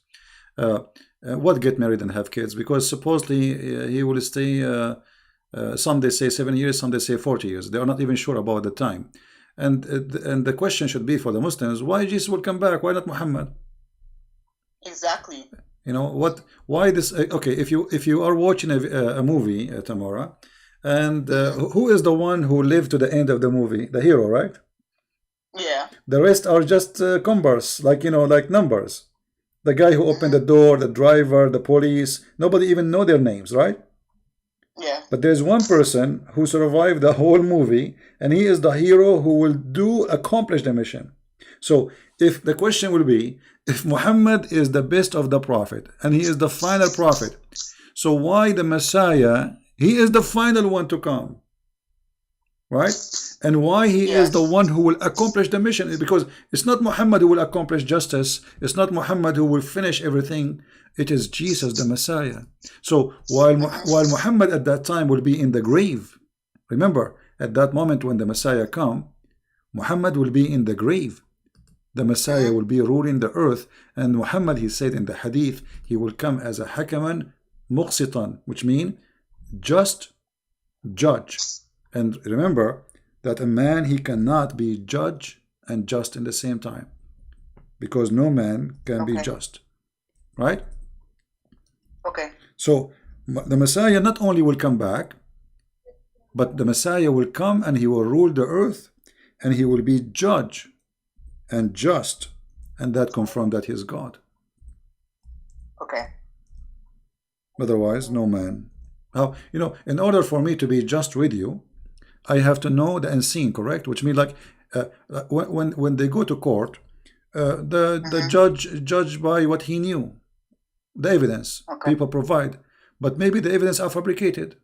You bring witnesses, and maybe the witnesses are a bunch of liars, but still the judge, even if he's a good judge, he will judge only by what he know, and what he know is the proof you provide. So the Messiah, he will be judge and he will be justice. How he can do that? That is not something given to a man. No man can be justice in any way, in any means. Okay. And even if you know what happened, how you can be judged? Because now what is the punishment? Who's going to decide the punishment? You know what I mean? But let us say I did something wrong to you, and now and we know exactly what I did. Maybe I stole your money, maybe I took your wallet, maybe I whatever. Now, what is the perfect punishment for this person who did this crime? Because the crime should fit with the penalty should fit with the crime. So to be a person who is capable of giving punishment fit with the crime for whatever crime is, because imagine we have billions of human beings, there's millions of crimes.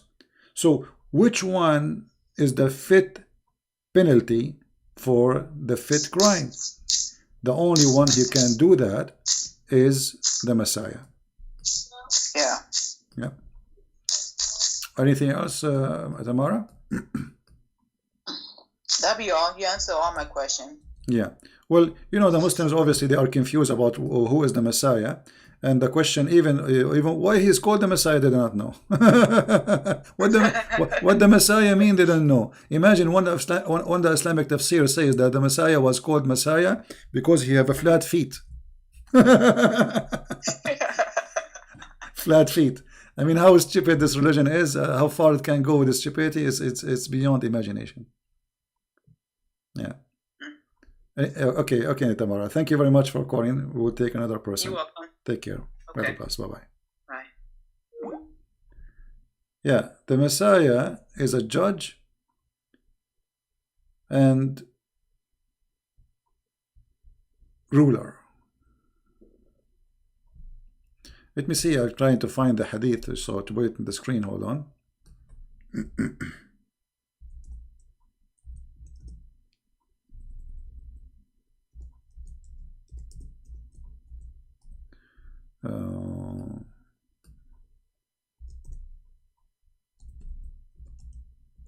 And the funny that the Messiah, when he come, he will have a cowboy fight. I don't know what's wrong with this website. I cannot find the hadith. Here we go. Finally, we found it. It is put on the screen. It keeps saying error. All right. So the Messiah, he will come, and Muhammad, he swear, he took an oath, saying that the Messiah will come and he will do, he will be just judge, as you see in the screen. This is not my statement. In the same time, he will kill the pig. I mean, how silly. How silly. That the reason the Messiah is alive until now, and until Judgment Day, is to do three things. He will be judge, ruler. He will kill the pig. Actually, this is what he do. And then he will not collect money from the Christians, because the Muslims have too much money, and nobody will take money if you even throw it in the street. Obviously, this is false, because the more the population of a human being increase, the more needs exist. Need for water, need for food, need for resource. This is stupid. So Muhammad have his own fiction stories, which, getting him busted, as always. Okay, someone...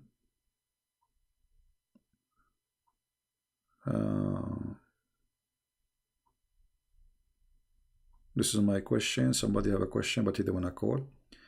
Quran says Allah does not begot in chapter 112 verse. Okay. It calls someone something... yeah. Well, the word begot is not really what the Quran is saying.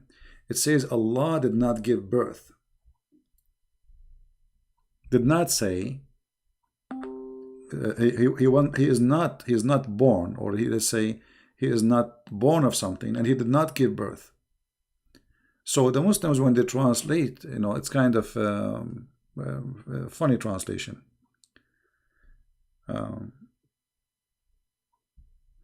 Let us go to the verse he is talking about before we take another person.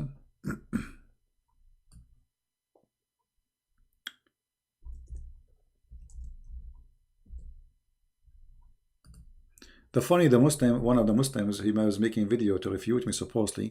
He said Allah is Samad, that means he have no physical body. That is stupid of you. Samad is coming from the word masmuda, which means collection. There's like a little container, have a hole in it, and kids, they put their coins in it. This is called masmuda. So Allah is Samad, Allah is the collector. He is a collector. Those idiots, they don't even know what it's mean. So look, they say Allah is the eternal absolute. The word Samad have nothing to do with eternal, have nothing to do with absolute. قُلْ هُوَ اللَّهُ أَحَدٌ, say he is one of, which means Allah is a collector of the gods, and he is one of the gods. So he is the one who unify gods. That's why it says Ahad, not Wahid. Let us see, someone else is texting.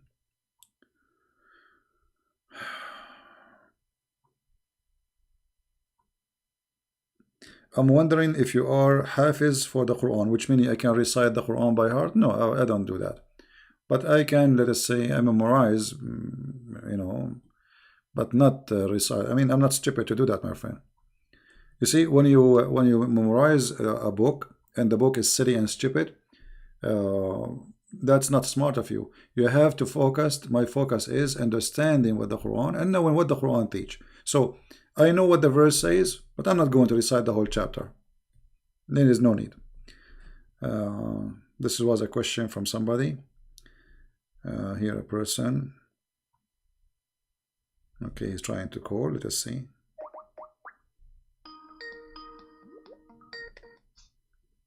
Hello? Hello? Hang on, I just got to turn it down. Can you turn... How are you today? I'm fine, my friend. Can you turn YouTube, please, down?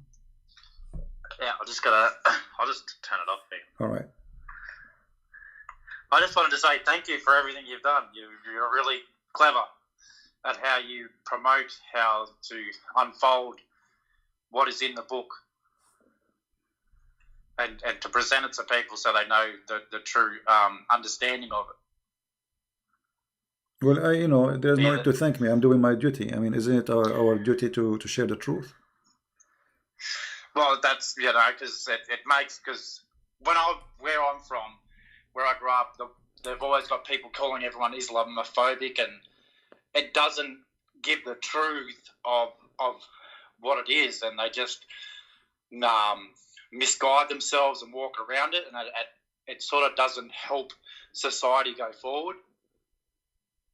Yeah, well, Islam is a collection of stories. Islam is not really a religion. Islam is a collection of religions. Many beliefs, like you don't even know what Muhammad is. Is he a Hindu? Is he a Buddha? Is he a Christian? Is he a Jew? Is he a black stone worshipper? What he is. So Islam is not really a religion by itself. Islam is a fabricated fraud man who's trying to create a religion. And I can prove it for you easy. Let us say you are a prophet. Should your God teach you what is right, what's wrong, or not? He should, right? Of course. Okay. Of course he should. Okay. Of course he should. So when Muhammad, he started fasting. Why Muhammad? He was fasting a fasting which is not been ordered to him by God. As an example, Muhammad, he fasted something called the Ashura. The hadith says, and this is Aisha and others, they say that Ashura was a fasting for the pagan Arab. Okay, why Muhammad he copied Ashura from the pagan Arab? Different hadith says that Muhammad he saw a bunch of Jews and he found them fasting, and he said to them, what this fasting is about?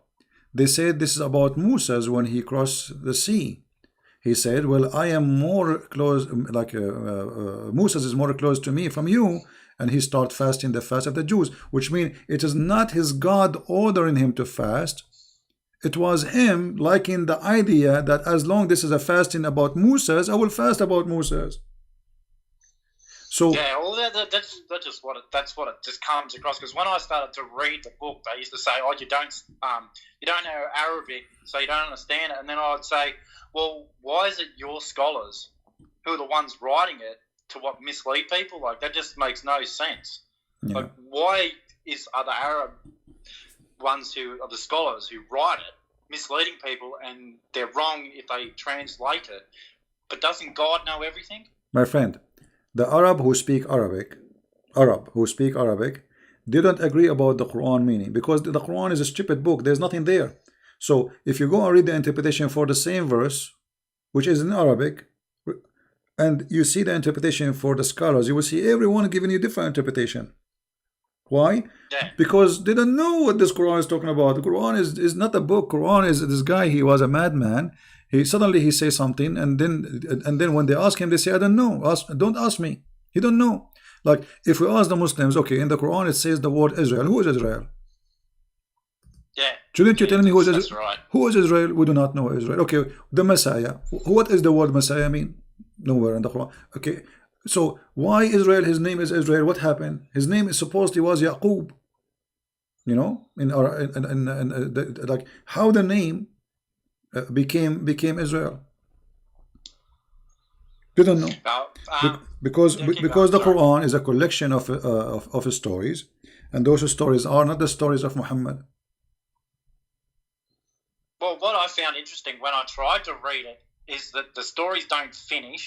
They're all over the place, and it's sort of like, well, if this is a book from God, why is it so poorly written and just makes no sense? Yeah. I just can't. If it's from God, He's perfect. So why is your book not perfect? That's just Well, my it's not, personal opinion. the Quran is not only not perfect. There's nothing perfect in the Quran. I mean, name for me one chapter in the Quran is not stupid. Just one. Actually, here we go. We have almost. I can't, because I can't read something that is poorly written. It's just like, this is not from God because it's just poor. Yeah, exactly. The Quran, every single verse in it is stupid, and we can show how stupid it is. So here we go. We have Muslims are listening. We have almost 800 people watching.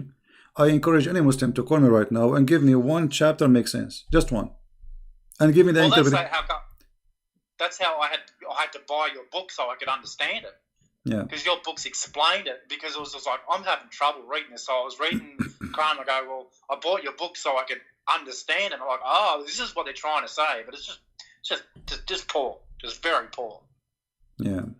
Well, thank you very much for calling, my friend. Anything else you want to share? Oh, no, God bless you. I'm just very happy that, you've helped me with a lot. So thank you very much. God bless you. Thank you, my friend. You're welcome. Enjoy your day. Thank you. God bless. Take care. Bye. Bye-bye.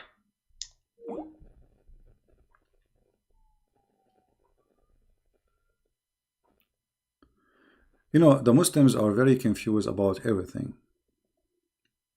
Like we mentioned Israel. Who was Israel? Every one of them, he give you different ideas. You believe it or not? They don't know. They have no idea.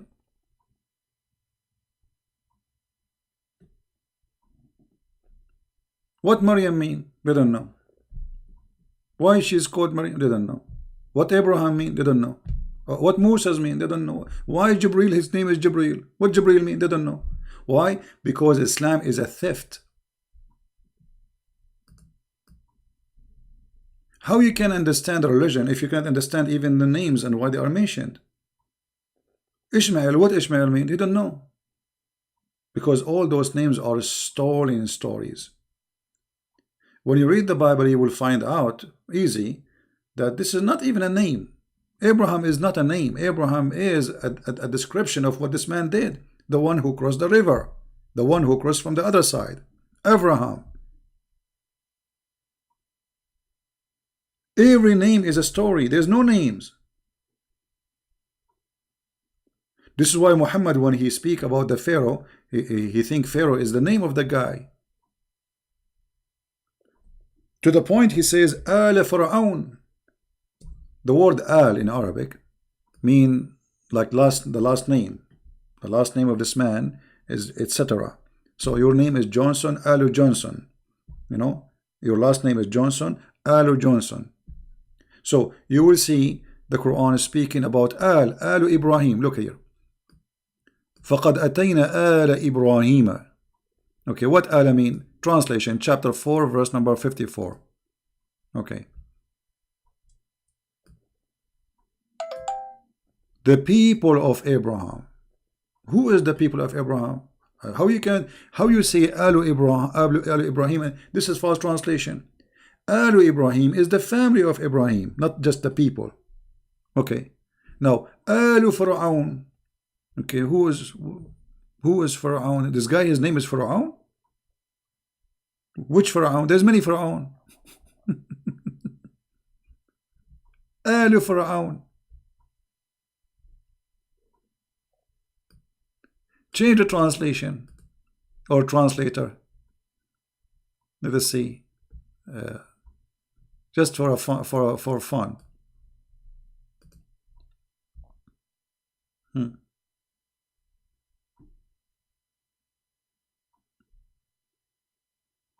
What Alu Fir'aun? All the names mentioned in the Quran, there is no dating, there is no name. Like the Bible speak about who is the king we are talking about. This Pharaoh. Here we do not know who's this guy. When Musa was exist? When Israel was exist? Who is David? What David mean? What Sulaiman mean? So, because the nature of the Quran is a collection of stories by others, like, oh, children of Israel. Okay, shouldn't you tell us first who is this guy? His name is Israel. Imagine this book keeps saying children of Israel, once after once after once. Where in the Quran we find the introduction for this person who his name is Israel and the children is called children of Israel? Who is he? There is no introduction. Well, if you go in the Bible, you will see details and the story, how this person, what his name become. So Muhammad is just a liar, a thief. He collects stories as an example. Not necessarily, not limited to this. If you go to this chapter of Al-Kahf, the story of the ant.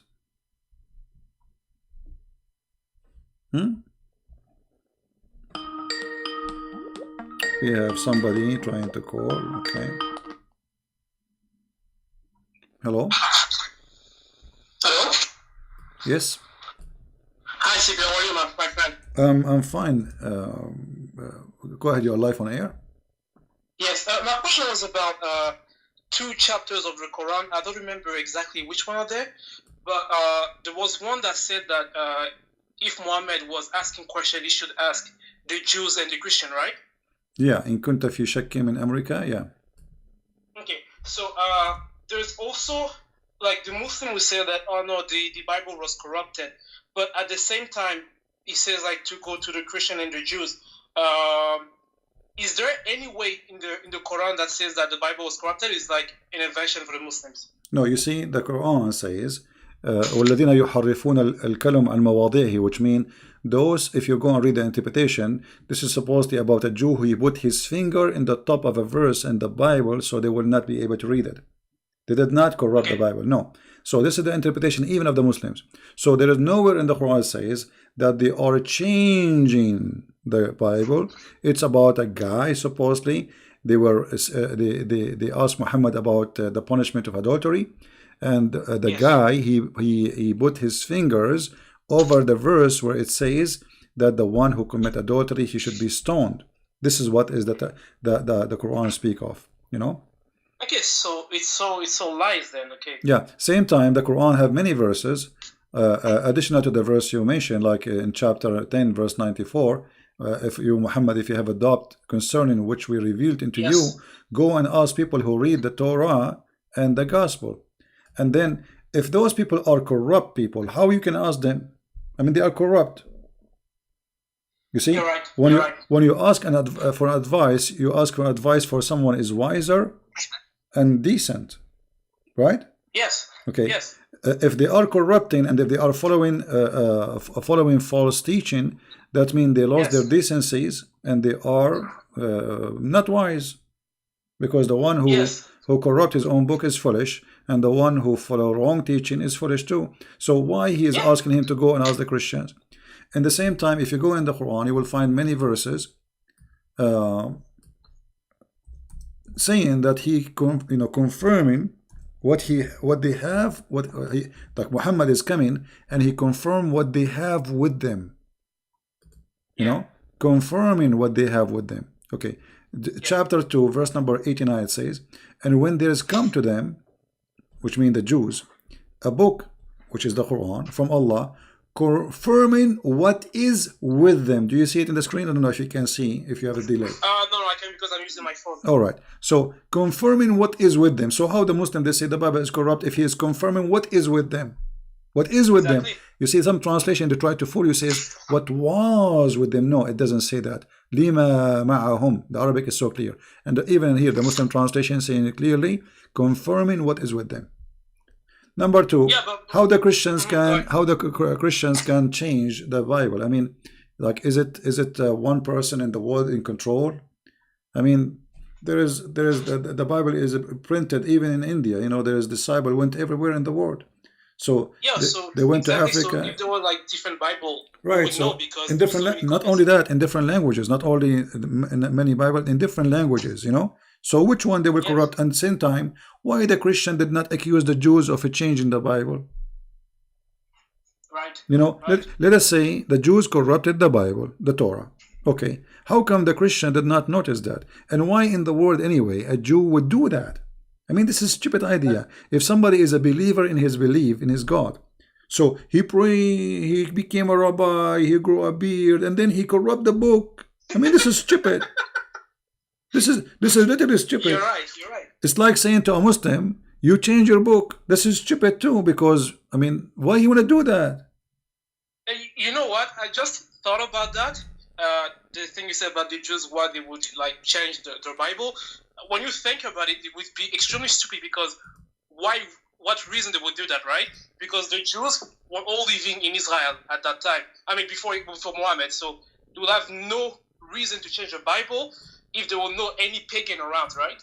Yeah. That's extremely stupid. Now, because there's no reason, because they believe in the religion. Look, I want to show you something just for fun. Maybe you would not mention the Muhammad. He told them that the Jews, they hate Jibreel, they hate Gabriel.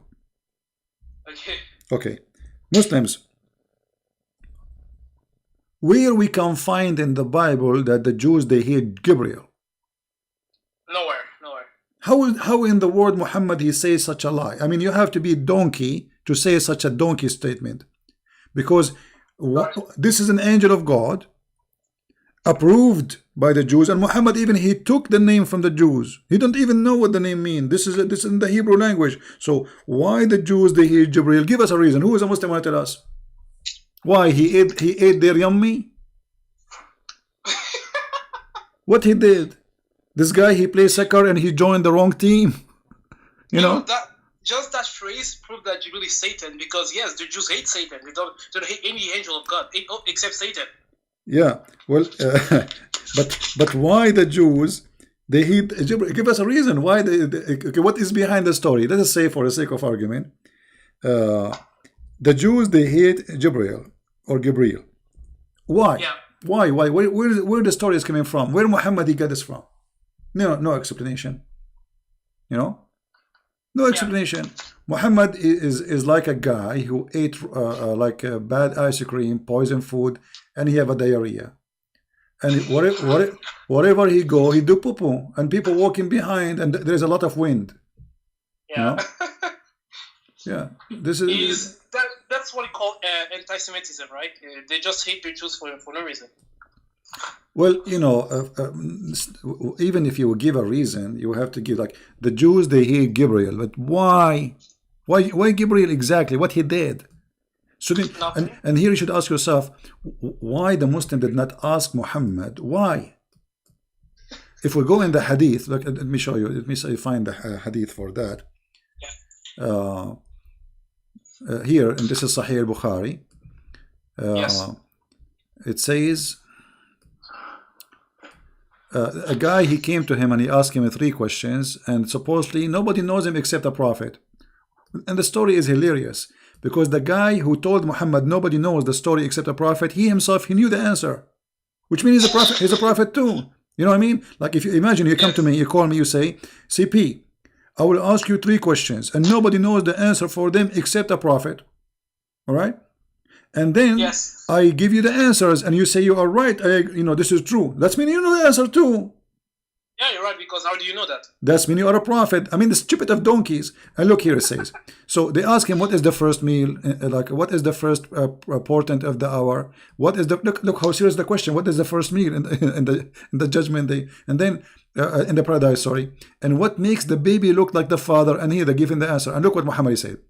The prophet said, just now, Jibreel has informed me about that. Abdullah, he said, Jibreel. The prophet said, yes. Abdullah said, he is among the angels, is the enemy of the Jews. Muslims, why the Jews, they hate this Jibreel? And then Muhammad, he gave us his intelligence, and he said, what resembled the baby? He said, if the man have discharged first, read with me, and if the man discharge proceed of the women, then the child resembled the father. And this is who told him that? Jibreel. This is why if I get married, I will never have discharge first. I don't want my son to look like me. That's disgusting. You know? You know, every time I read the hadith and sometimes the Quran, I have the feeling like Muhammad was trying to make fun of the Muslims, or I don't know, it's so silly that no one can see that kind of stuff and, have a straight face. It's impossible. You must be like making fun of me if you're saying that to myself, right? Well, because there's so many stupid stuff in the Quran and the hadith, so it's so amazing. Yeah. Well, we laugh and the Muslims have no answers. And the funny, the Muslim, they say we refute him. Refute me, here we go. Yeah, Mimi Hijab. Yeah, Mimi Fufu. All right, my friend. Anything else you want to say? No, I have a nice one, my friend. All right, thank you. Thank you very much, and God bless you. You too. Bye-bye. Yeah, actually, it's good to hear from, wonderful Christians, to hear their opinion and what they like to say and to share with us. I have a question about why Christ come for the Jews while they already do all been told by God in the Torah. I'm not sure what you mean. While they already do all been told by God. Well, you see, being a Jew does not mean you are saved. See, the Jews, first of all, they are the only one who worship the true God. So it's very normal for the Messiah, who the Jews are waiting for him anyway. They are promised. They've been taught about him. So he will come and he will be of the Jews. So he come to the Jews for many reasons. Number one, those are the people who choose him, which means they choose to worship the true God. And he is the one who chose them to come to them, through them. Secondly, the Jews are not saved unless they have the correct... just give me a second, please. I will call you back. Let me answer this person. I will call you back. The one I hang up on you. So the Messiah, he come for the Jews for a very simple reason. First, it's time for him to come. Secondly, he will come through who?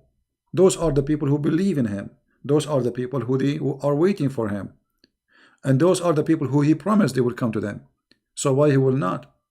So you will see that all the stories, like when Jesus said that Abraham, he saw my day, and he rejoiced for seeing it.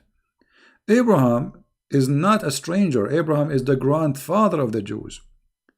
So this is a family who decide to believe in God out of all the world, when everybody was worshiping idols, everybody worshiping rocks and stones, this family and this man and his wife and his family after him, they decide to follow the true God.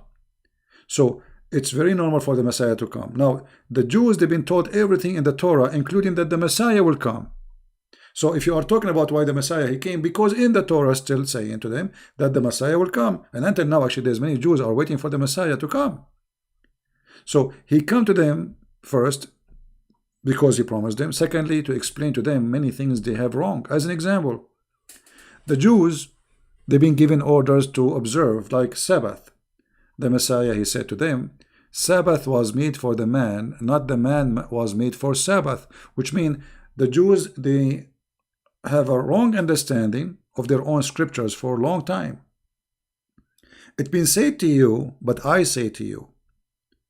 So they have a statement said to them, but they have wrong understanding. The same when they went after the women to stone her.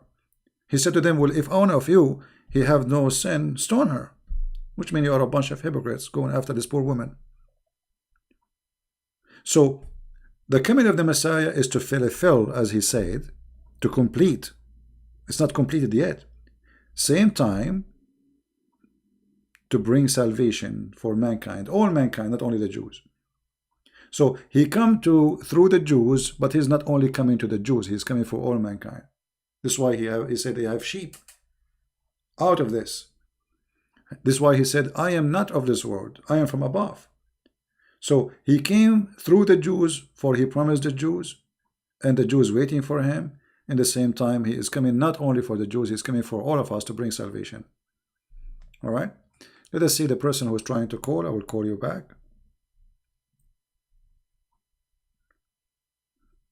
Okay.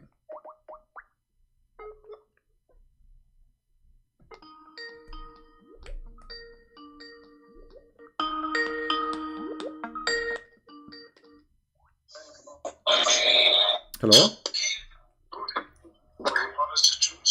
Please mute YouTube. Mute YouTube before you call me. Mute YouTube before you call me, please. Okay, I have to hang up. Before anyone call me or talk to me, mute YouTube.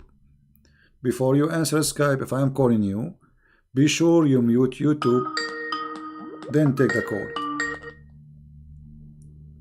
All right, hello? Hello, Christian Beans. Yes, my friend, go ahead. You are live on air.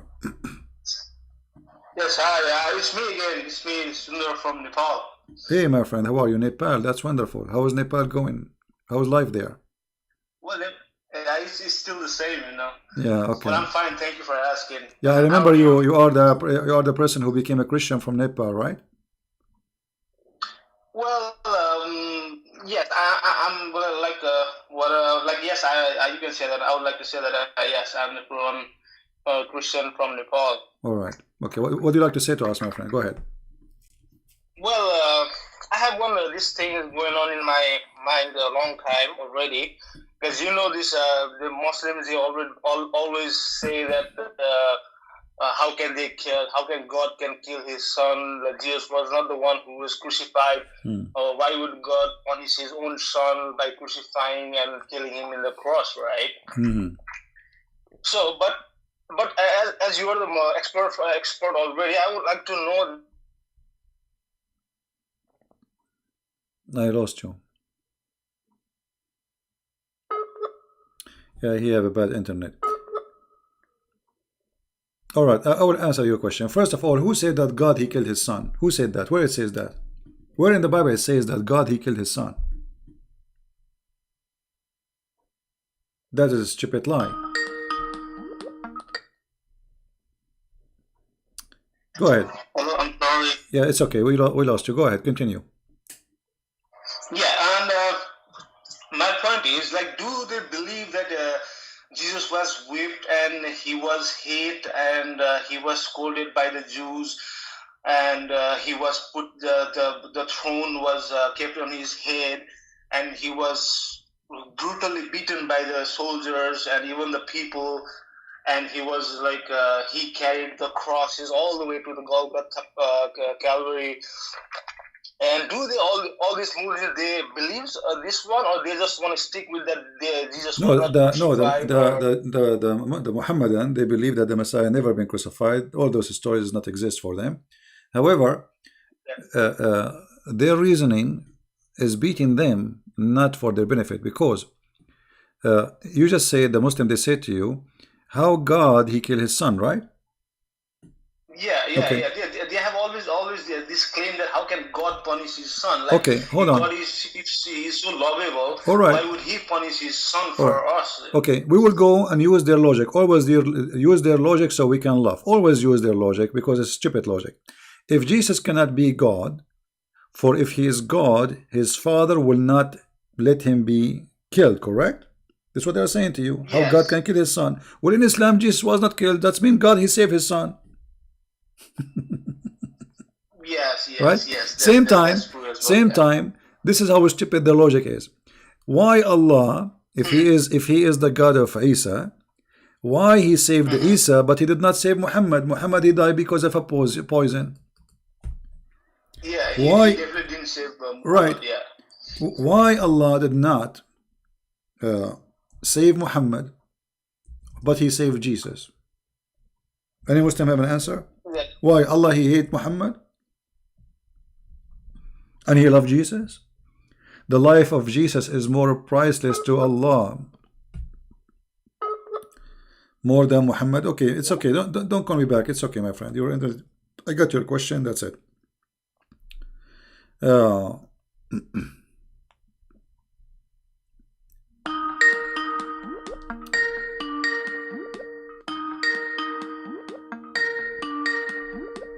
I don't even see the caller. I don't know where.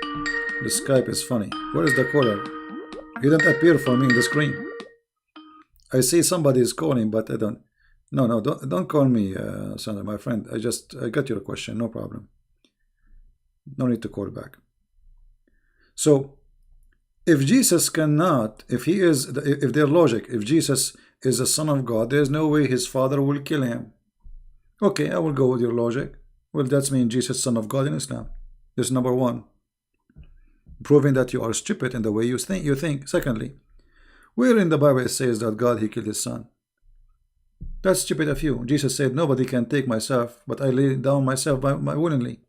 Only me, I lay down myself. And God knowing about what the Jews will do doesn't mean that God he killed Jesus, the Father and the Son. No, the Messiah, he knew even what they would do. He knew who was going to give him up. My friend, there is no need to call him again. That's it. I'm going to exit actually Skype because we have enough for today. Otherwise, this is endless. I apologize.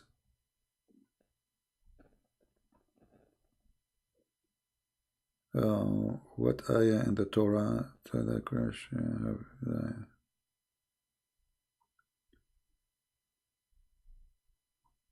Okay, Jew thought that the Messiah will come. Yeah, will the you see, the Messiah he quote there's many. You can go right now searching Google, Prophet Google, peace upon him, prophecies in the Old Testament about the Messiah. You will find endless. But one of them, which is Messiah, he quote for the Jews. He said, "What do you say about Christ?" They said he is the son of David. He said, if he is a son of David, then why he call him God? And about the Messiah, he will, die.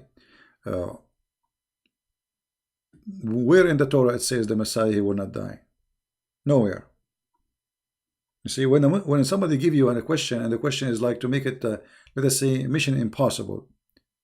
Can you show me where in the Torah it says he will die or not die? What they are talking about? So the Muslim is excuse only. I'm not going to believe whatever you say just because Muhammad he said he wasn't killed. But if you go in the Quran, you will find the Quran confirming the crucifixion of Jesus. How we can prove that? Read carefully with me.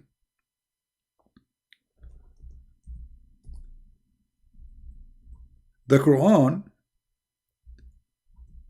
confirmed the crucifixion, but the Quran confirmed that there is someone look like Jesus. Do you see it? So, which mean The Bible is very accurate in the story, because the witnesses, they saw someone in the cross. He looked exactly like Jesus. He speak like Jesus. He have the voice of Jesus, and nobody can notice he's not Jesus. For he is made by Allah resemble Jesus. Do you see the Quran? So when a Muslim, he says his stupid stories, he is getting his God Allah busted, spanking him in his bum. For the Quran confirm that there was a crucifixion, and the one who was in the cross, he looked exactly like Jesus. Guys, is it me saying that, or this is what you see in the screen? This is the Muslim translation. Now, if we are there, me and you, all of us, and we see someone look exactly like Jesus, and then you ask me second day, did Jesus was crucified? I would say yes. Correct? Because a true, honest witnesses is the one who say what they saw. And the Quran witness that the Christian, they saw someone look exactly like Jesus. That's mean they are telling the truth. Who is the liar in this story? Allah. Allah is the cheater, the deceiver. He made them think this is Jesus, but it's not Jesus. So it's the fault of who? Do you see how stupid the Quran is? This is officially a stupid book. This is a certified stupid book. Because if you make me see Isa in the cross, and what is the purpose of this? Ask yourself. You see, you have just like try to focus and think deeply. Okay, Allah want to save Jesus. No problem. Do he need to do this? In fact, the Messiah already is taken up to heaven. Why he need this guy? What this resemble Jesus for? I mean, what this is for? This is stupid. And how many people in the world they resemble Isa? To the point nobody noticed that this is not Isa. I mean, do you see how stupid the story? So this verse in the Quran confirm that they saw someone look exactly like Jesus. That means it is Jesus until you prove the opposite. Do you understand me? Do you understand, guys, the logic? This is very logical. As long as you agree that the one who was on the cross looked exactly like Jesus, well, you have to prove that this is not Jesus. Because now, until now, what we have from the Quran, it is Jesus. He looked like Jesus, so it's Jesus. Even his mother, she could not recognize that it's not him.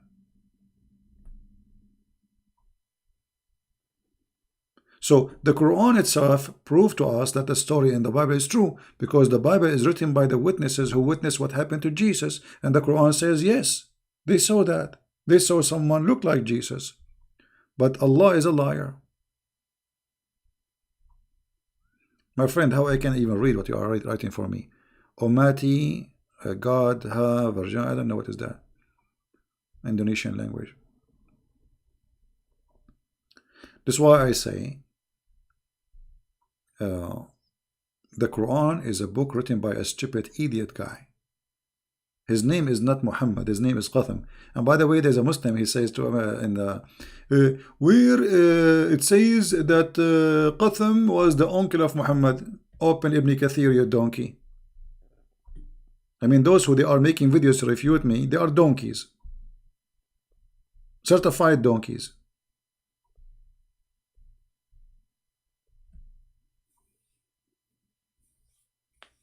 Read your books. Actually, I'm insulting donkeys when I say donkey. The donkeys are smart. And they are useful.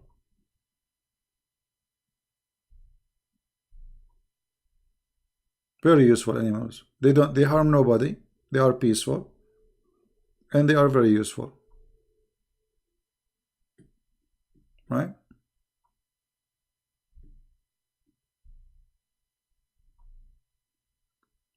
Anyway, we finish with the sky for today, and I want to say to you in a very simple words, Islam is the most stupid cult, and Islam itself prove itself to be stupid. Look, this is Isa, but not Isa. Huh? I'm getting dizzy now. So the one was on the cross is Isa, but it's not Isa. This is someone look like Isa. Aha! He looked like Isa, brother. Yes, brother. And what is the proof of this story of a guy who came 600 years after Isa? Or I mean, by the way, who's Isa? I mean, even the name, we do not know where the name is coming from. This is Isa, never heard of. This guy Muhammad, obviously, he had an accident. He was driving a Ferrari in a very high speed, and he hit the camel in front of him after they got oil in Saudi Arabia. And then he woke up. So now everything is mixed up. Yeshua became Isa. Jacob became Israel, but why he do not know. Abraham is the son of Azar, which is stupid. Mary is the sister of Aaron. This is what happened to you when you drive and you have an accident.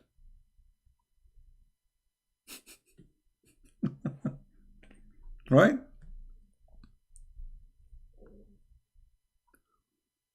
And look here, it says, but Allah raised him to him with his body and soul. Okay, why Allah raised him to him? What is this? Did he finish his mission? Why Allah even sent Jesus? I mean, what this, according to Islam, Jesus, he did nothing. According to Islam, there is not even a single Christian he believed in the true Christianity. That means Jesus' mission was a failure. Abraham was a failure. I mean, look at this stupid religion. The Muhammadan, they say, Allah, he sent 124,000 prophets. Only Muhammad book is saved.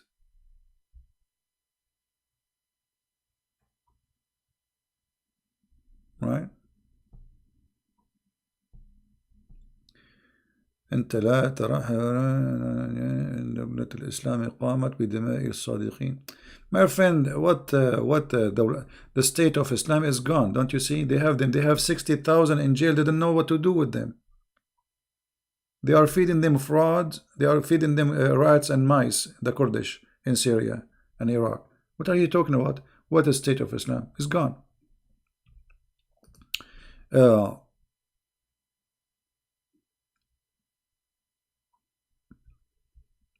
And look, just to show you how stupid this religion is. The verse before it have nothing to do with the verse after it.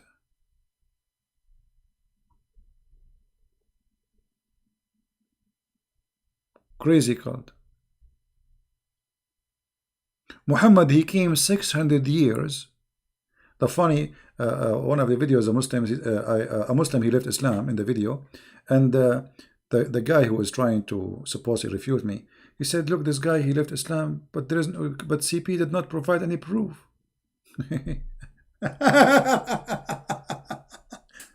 I'm using their book, and he admitted that there's no proof. And where is the proof that this has happened? You see, in Islam, even if you borrow $10, you have to bring 2 witnesses. Where is the 2 witnesses that Isa was not in the cross? Just 2 witnesses.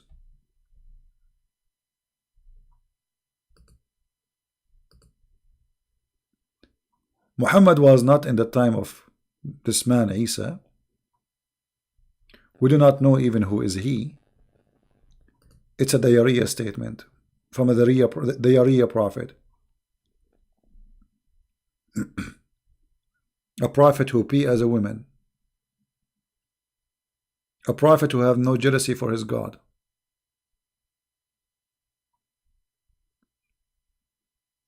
Anyway, today it's a Friday night. I'm losing my voice. I think we have enough time together. Thank God we did not lose the internet again.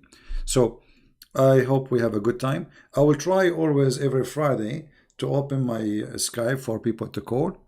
So people, they can call me and we can share together. And I will do my best to answer you. All right?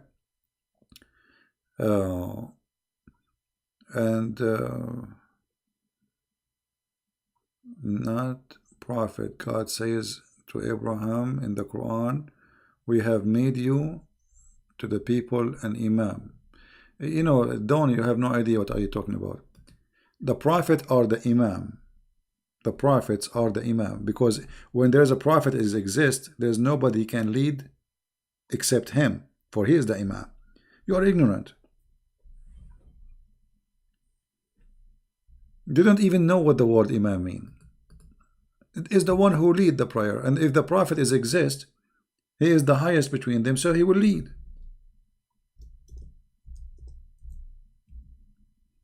Ignorance. Anyway, I wanna finish with this for today, and I wanna say to the black dog. Well, I mean, look at this black dog. He is looking at the sky. Supposedly Allah is up. Remember, Allah is up. Allah, he come down every third part of the night. He's looking at the sky. He says, Allah, why? Why you says I'm black dog is a devil? Why? Why, you idiot? Why you say that the black dog is a devil? Give me a reason. What I did to you? There is no way a person he have little brain will say such a stupid statement. This man, he copies stories from people who they are, you know, believe in fictions and legends, and they have phobia from a black color. So a black animal is bad, black dog is shaitan, black bird is a shaitan. So Muhammad is one of this environment. He is a false fraud prophet. There's no way a true prophet will say such a statement. Look how beautiful this dog. He is the devil. He is the devil. You are the devil. You, Muhammad, is the devil. This is a very beautiful dog. Dogs are loyal. They protect you. They die for you. You see, even the aggressive dog, they protect their masters. They are loyal. They cry when you die. Go and see how many videos where dogs, they don't want to leave the grave of the owner, the one who owned them. His family go home, watch TV, and the same night they have their own dinner and they forget about him. Second day, the dog, he stay there a day after day after day, and he will not leave. Who are you, Muhammad? You don't have the quality of a dog.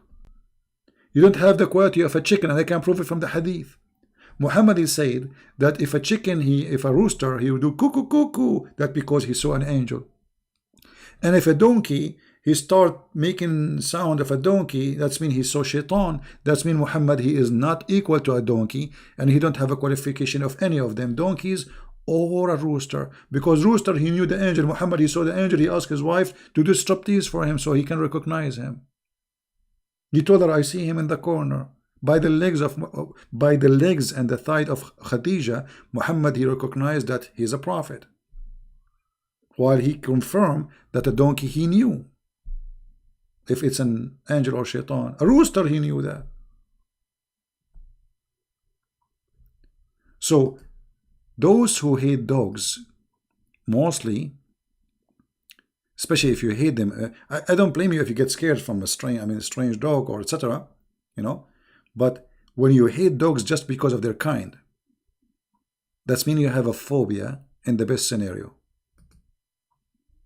And when you claim that a dog, because of his color, he is the devil just because he's black, that means not only you have a phobia, that means you are mentally sick and you are racist. The black man is the one who destroyed the Kaaba. The most person who Allah hates is a black man, Muhammad said, not a white man. What a filthy man. Thank you guys for being here. I appreciate all of you, and I hope that Muslims will learn and Christians will learn, and all of us will learn from each other. Life is like a train of with the stations of knowledge. So each time we stop in a station, we should learn something. Otherwise, why we are in this train? Life without you, me as a human being, the proof of my existence is my brain thinking, learning. Otherwise, what I am. So learning is great. There's one thing only can grow with you, knowledge. The rest will not. Your youth will go. Your skin will have wrinkles. Your healthy body will demolish slowly, like a candle. But there's only one thing will grow with you. That is knowledge. And knowledge make you wise. One of two things knowledge make of a person. Either make you evil or wise. Which means using your knowledge to hurt people like Muhammad. Using false knowledge, fraud, fictions. Those are naive people, fooling them with the black dog is the devil. So he is using the knowledge of deceiving. Superstition stories. Using it against those naive. Right? So I want to say thank you. May the Lord bless you. And until we see you again soon, Christ is Lord. And Muhammad gets spanked every day, every time we go live on air. And we will go as much as we can. Take care. See you soon. Bye-bye. And enjoy your weekend. Don't forget that. And by the way, again, I remind you to pray for our friend and anyone. The one from, I think, Sri Lanka. He need a job. He need to provide to his family. Please pray for him that the Lord will open doors for him. The Lord will provide him. Pray for all the poor in the world that they will be given for their need. They will be supported for the need support. For, we are Christians, we are a family. Pray for all poor, not only Christians, Muslims, Hindus, everybody. Poor are beloved people by God, but they need help. So we pray that the Lord, He will open doors for them so they can provide for their family, for their children. They can live a decent life and nobody can take, advantage of them. And nobody can humiliate them. So they can be respected and live with dignity of a human being as a child of God, as God He wanted us to be. So we pray for this gentleman and we pray for everybody. We pray for all of you, your health. We pray that you stay stable with your mind, because if we lose that mind, we lose everything. And we pray that all of us, we will have a good time for this weekend with our family, our friends, and do good wherever we are. Thank you and God bless. Take care.